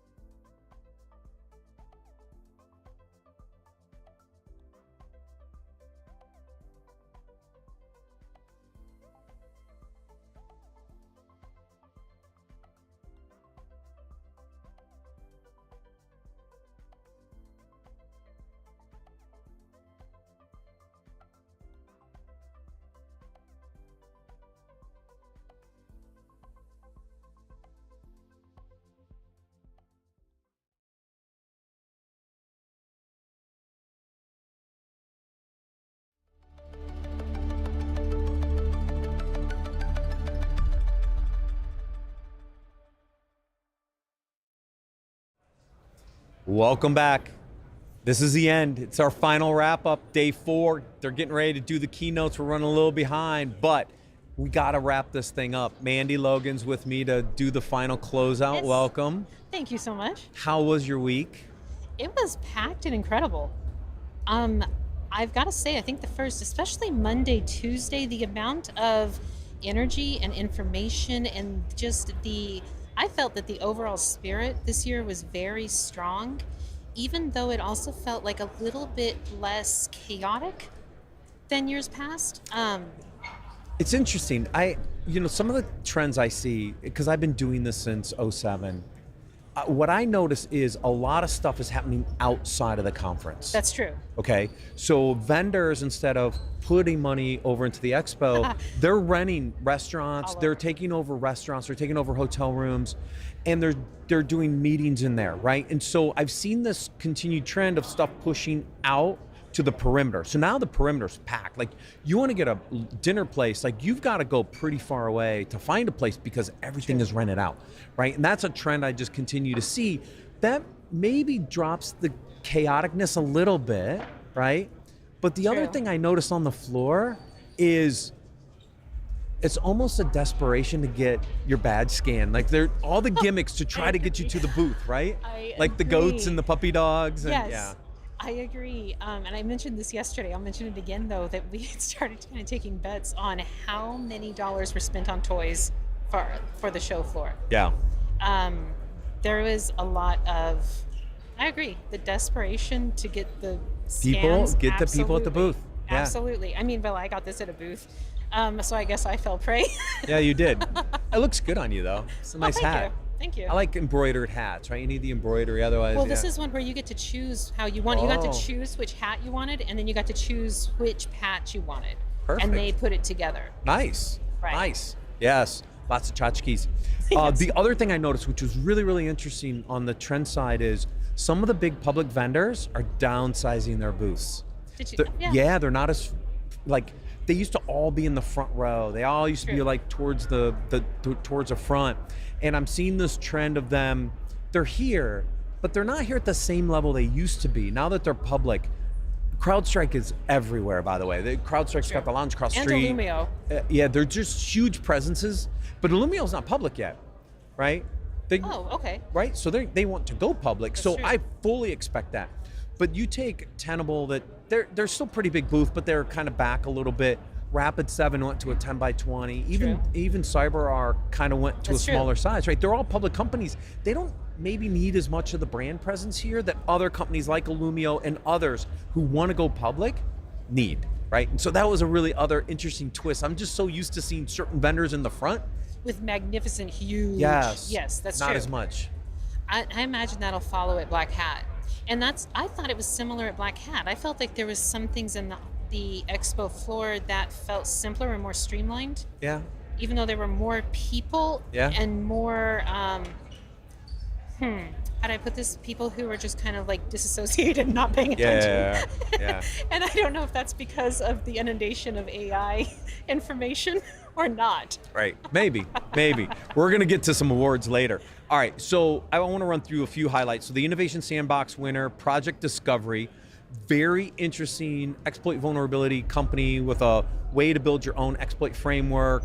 Paul actually interviewed them, I think, on Paul's Security Weekly. They win the Sandbox on Monday.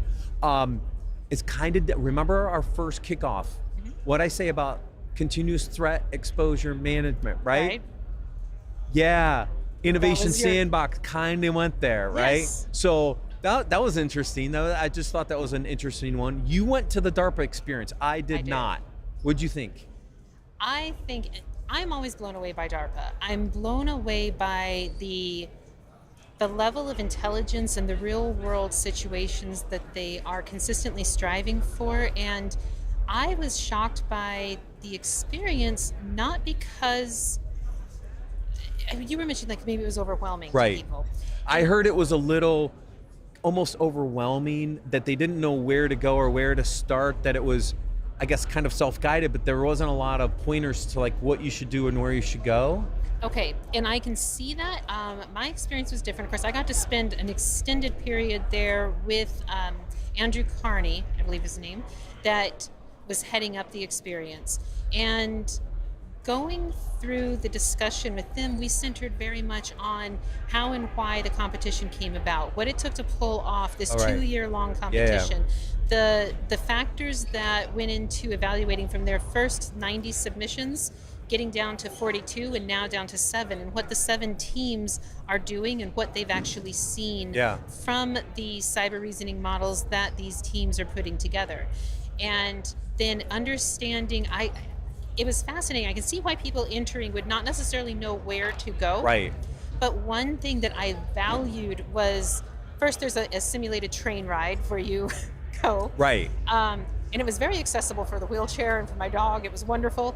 And then once you're inside, you can choose which area you want to go to. But they had DARPA representatives wearing different colored windbreakers with the different colored emblems on the back, so you could see who was a tech expert in this certain area, and then you had the availability to just speak with them. I spent an extended period in the hospital section and got to speak with several of the technical members about how they created the 100 synthetic vulnerabilities. And how and why, what training data they used in order to identify what should be done. And then interestingly, like as the contest has gone on for these 2 years, getting to see that they can't really plan ahead. They have to make it instantaneously and then make the team use their cyber reasoning system live on the spot. So there's a very dynamic approach, even though it had to be, the entire experience had to be spun up quickly. Right. I could see where people would be overwhelmed by the amount of information that's available. That's just what I heard. I didn't get a chance to go over there. I was curious on your thoughts. Oh yeah, and it makes sense to me why at DEF CON last year that there were people that spent all their days there. Right. Being immersed in it. Exactly. Yeah. Exactly. And I found it interesting that one of the teams did locate a real-world 0-day in the DARPA setup while trialing their cyber reasoning systems. Wow. Awesome. Awesome.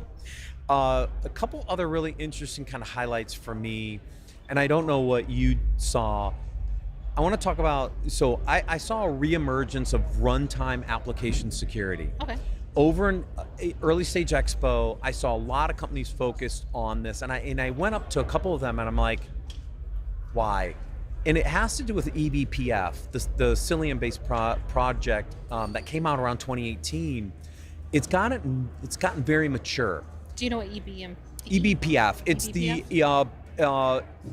the Berkeley packet filter. I can't remember what the E stands for. Okay. But people use it as a sensor. It's a kernel-based sensor, and it's gotten really mature, and so they're getting a lot more data out of it on the runtime side, and there's this like reemergence of runtime application security startups coming out of the woodworks. So that was really interesting to me because I did some work on the runtime side when I was at Layered Insight with containers. eBPF was really, really new back then. It's really matured. So that was a really interesting trend. And obviously, AI was everywhere. Yes. On this conference. It was in everything. Pretty much. Although again, full respect to the few vendors that I did interact with that were stating like, no, we're not using AI other than perhaps in their office, for general employee productivity. But some had decided to run numbers and had created their large language models and decided that no, we're actually still getting better results doing it at this point with our traditional means. So those I have respect for. Yeah. They're looking at the data and going, no, we're not going to put this out there and try to garner more attention on something that we don't believe is helping. Yeah, I one of the interviews I did was on vibe coding and the ability for AI to generate code, which was just crazy, scary, and fascinating. Obviously, a lot of AI governance. I'm even seeing emergence of AI security from a behavior standpoint because it's so dynamic in what these models can do, the inputs, the prompts, the outputs. How do you monitor for that? It's not like scanning for a CVE. You almost have to understand the behavior of these AI systems to look for weird anomalies when it decides to go rogue. Like, Right. there's so much, I think it's early days, but I see so much interesting stuff starting to evolve that are I think will actually solve some real problems. I cannot agree more. And again, I don't know if I said this to you. I think it's fantastic that we happen to be in an industry that has the data and that can make a more effective use of AI more quickly. And Yeah. so seeing that, also, I feel like we're at the nexus of a large change or increase in, do you remember Freakonomics? Do you Yeah. remember the book Uh-huh. like that? I feel that even on the security side, with the amount of information, whether you're talking about like the sensors, we can talk about Yep. that before, but with using AI and the AI agents and the ability to monitor so many more of the thousands upon thousands of variables that are going on, that each Right. company is going to get unexpected, useful insights. Not just that, oh, well, we've switched to remote work and we now understand we have 7 employees in this one city, maybe we should build an office there. But being able to go, oh, wow, I think there will be a lot of information that is gathered that helps them redirect the trajectory of the company or internal operations that goes beyond what we expect at this moment. Yeah. And I also felt like deepfake detection was discussed a lot. I had several interesting conversations, one with Bree Frost, who had run wasn't a learning lab, I think it was just a briefing where they used every currently available open source deepfake detector live on stage, and they had everybody in the audience participate. Yeah. And not one of them gave satisfactory results. Yeah. None of them could detect the deep fakes correctly. Wow. But then I did speak with a couple of other vendors who are working on proprietary deep fake Right. generation. Yeah, ID. I mean, open source may get you so far, but there's going to be so much new innovation and intellectual property produced Right. that some of that stuff may not get open sourced. Oh, that's good too. And any other highlights? I got 3 awards I want to hand out Don't. before we wrap up. Well, other highlights. Again, for me, I think a lot of the staff was incredibly helpful. I felt that there was a very good organizational aspect to how the conference itself ran. So Yeah. that was beautiful. I don't know, our weather was really good. We had a Yeah, really great weather. we were 50 to 60. But it was kind of in a 10-degree range pretty much all week. Yeah, no, but I want to know what awards do you want to bring So up? I don't pick these out in advance. Okay. So my philosophy is when I go to the show floor, I go to the edges, the back, Right. I go through the middle, Right. and same thing on the other side, right? So I don't go to I know all those vendors, right? And so I want to see kind of the new stuff. And so as I'm going through, I'm taking notes. And then what I'm doing is I'm making up, I'm just kind of making up awards as I go to highlight some things. And then I go up to Early Stage Expo and I do the same thing. Now, I didn't pull any awards from Early Stage Expo. I didn't get a chance to go through the whole thing.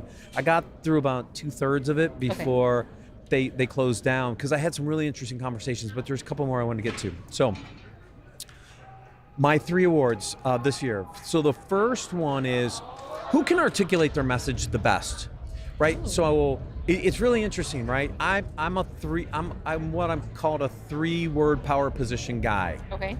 If you got 3 words to describe your strategy or your vision or where you're going, what are they? Okay.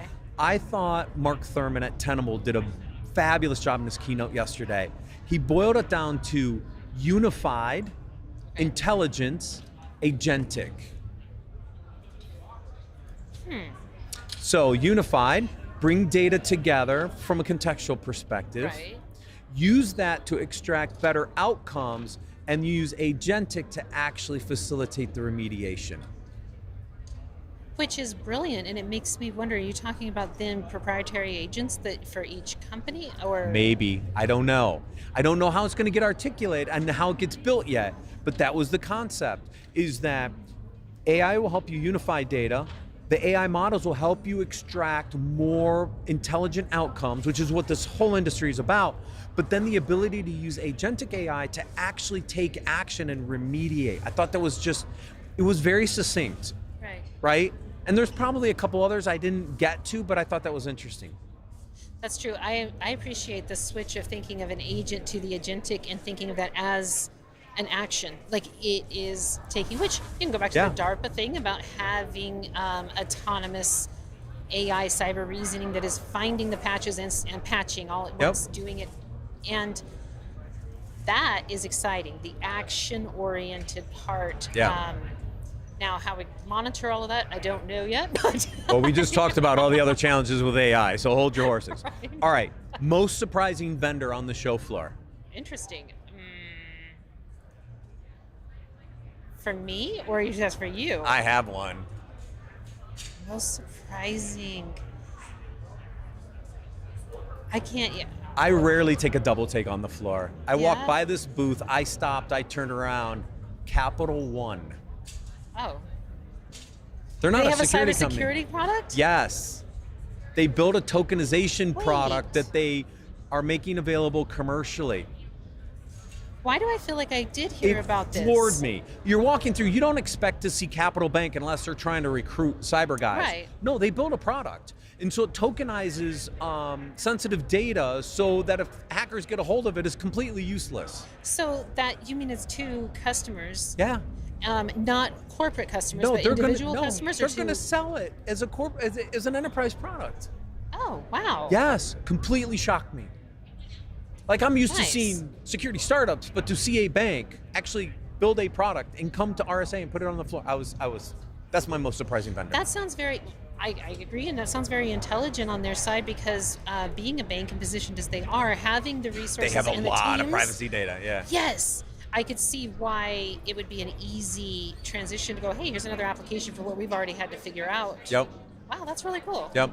My last award, Buzzword Bingo winner. Remember the buzzwords we talked about on Monday when we kicked this off? That's right. What Oh my were they? goodness. Do you remember? No. CTEM? Was CTEM and AI. So this booth used the term Agentic AI CTEM. Aw. They hit them all for me. Did you give him a prize? Ridge Security is the company. Ridge Security. No. They were on my list. I didn't get to that one. I walked by their booth. I looked at it, said Agentic AI CTEM. I turned and looked at it and I said, you just won Buzzword Bingo. Did they bow? No, Were they I don't happy? think so. No. They probably had no They idea what I was talking about. Mandy, thank you so much for joining us this week. We had an awesome week, everyone. Thank you for watching, listening. You can find all of our content on securityweekly.com/RIC 2025, I believe. I hope you enjoyed the show. We'll see you again next year at the conference.